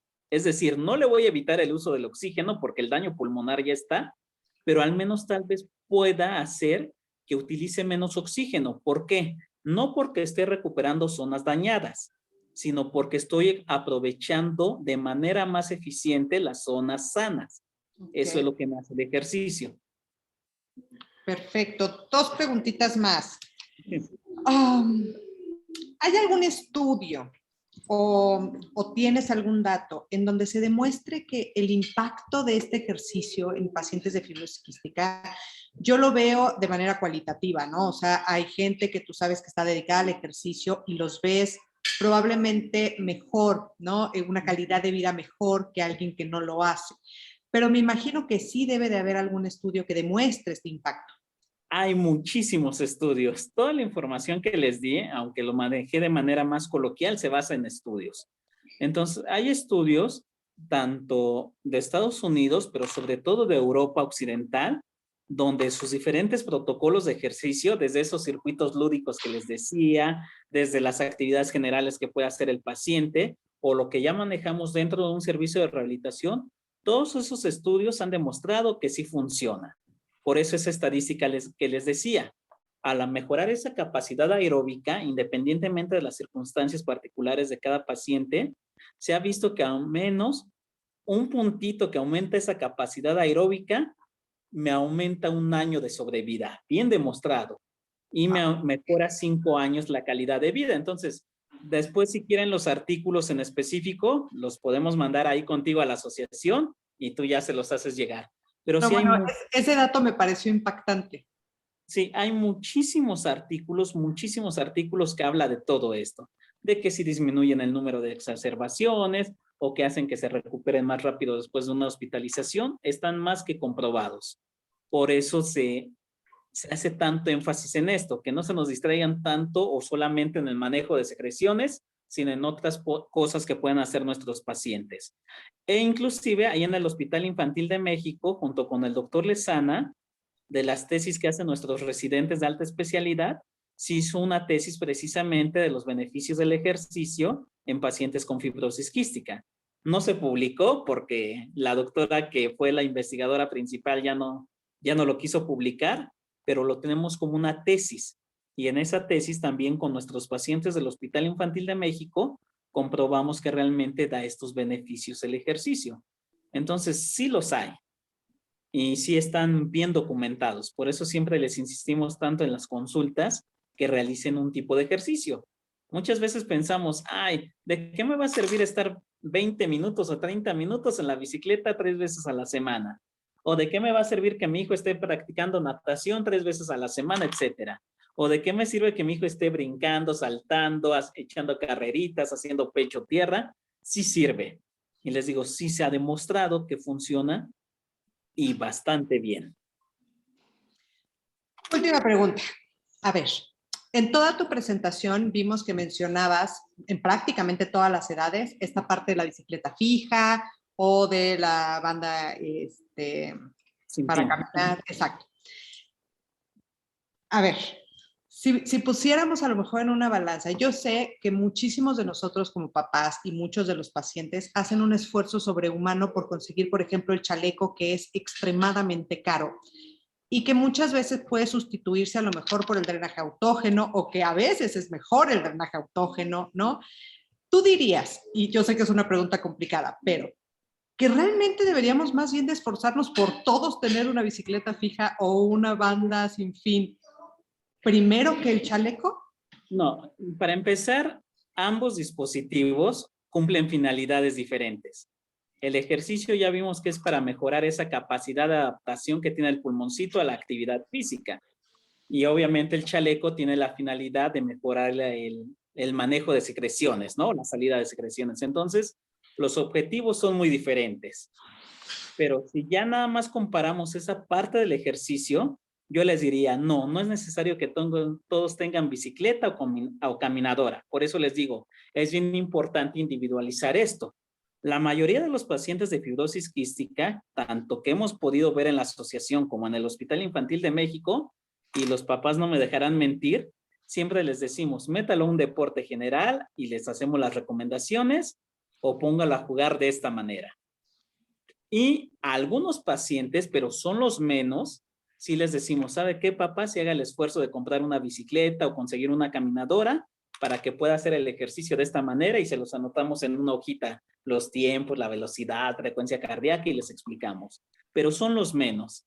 Entonces yo creo que al menos en este aspecto de ejercicio aeróbico, no sería necesario que todos los pacientes con fibrosis quística tuvieran bicicletas elípticas o bandas sin fin, sino que sí, primero acudir a una valoración médica, ver las circunstancias particulares de cada paciente y en base a eso decirle, requiere estas recomendaciones generales, no requiere ningún equipo en especial, o sabe qué, y les digo, son los menos, sí haga el esfuerzo por comprar alguno de estos dispositivos y trabajar a su paciente de esta manera. Pero yo creo que como una regla general que todos tengan este tipo de equipos, no. Sabemos que el tratamiento de fibrosis quística es caro por otros aspectos, sobre todo el farmacológico, entonces sabemos la realidad de nuestro país, hay que optimizar recursos, entonces al menos en este aspecto de ejercicio diría, no es necesario que tengan este equipo. ¿Van a ver algunos pacientes que sí lo requieran? Sí, pero van a ser los menos. Y yo creo que es importante que sí les digamos en la consulta, usted nada más con lo que está haciendo, porque muchas veces el paciente, y eso es bueno, ya llega el papá y dice, hace natación 3 veces a la semana, ya está en danza, y les decimos, no requiere nada más, quédese con eso, se acabó, en un año me visita para que me diga cómo está. Eso sería lo ideal, y afortunadamente muchos niños sí cumplen eso. En algunos pacientes sí les decimos, ¿sabe qué? Si adquiera la bicicleta, el corazón se está forzando mucho, el pulmoncito no está funcionando bien a la actividad física, entonces trate de conseguir la bicicleta fija, la caminadora, trabaje hacia su paciente 3 meses. ¿Por qué 3 meses? 3 meses es el tiempo mínimo que el pulmón tarda en mejorar esa capacidad de adaptación y por eso lo citamos en 3 meses para ver si mejoró o no en base a esta intervención. Entonces, por ejemplo, esos pacientes sí se van a ver más seguidos en una consulta médica de rehabilitación y sí les vamos a decir, pues lo ideal sería conseguir X equipo para que lo trabajara en casa. Pero les digo, son los menos. Entonces, si son los menos, no vale la pena que todos lo tengan y mejor se individualizar este tipo de recursos. Perfecto, muchísimas gracias. Gracias por tu tiempo, gracias por esta presentación. Si alguien más tiene alguna otra duda, nos las quieren hacer llegar, con mucho gusto después te las hacemos llegar a ti. Creo que aquí, híjoles, muy importante ejercicio para todos, ¿no? Acercarse al equipo, ¿no? Que se acerquen a ti, si quieren a través de la asociación, hacer una cita para que puedas valorarlos. Y por supuesto esto de la mano también con nutrición, ¿no? Siempre que empezamos a hacer ejercicio hay que ver también la parte nutricional para que todo esté cubierto. Muchísimas gracias, Giovanni, gracias por estar aquí. Y de nuestra siguiente presentación que teníamos agendada para el día de hoy, tuvimos algunos problemas técnicos. Con mucha pena les tenemos que decir que vamos a tener que reagendarla para la siguiente semana. Por favor, no se la pierdan. Es una plática que tuvimos con la doctora Taylor del hospital en Denver. Ella nos habla de todo lo que está ocurriendo en Estados Unidos, de las investigaciones que hay con los moduladores y lo que viene en un futuro. Está realmente interesante esta plática. Es una pena que no hayamos podido proyectarla el día de hoy, pero sin falta la siguiente semana les estaremos avisando el día y la hora para que puedan estar pendientes. Ya la próxima semana son nuestras últimas pláticas. Vamos a tener también una plática muy interesante de microbiología, que vamos a hablar de toda esta parte de la pseudomonas y de los cultivos y de cómo se hace todo este proceso en el laboratorio para detectar qué bacterias están atacando el pulmón de nuestros pacientes y por supuesto también nuestras últimas 2 pláticas de psicología que también estarán sumamente interesantes. Muchas gracias a todos los que estuvieron el día de hoy con nosotros, a los que nos han acompañado a lo largo de estos casi 2 meses de plática. Buenas noches y nos vemos la siguiente semana.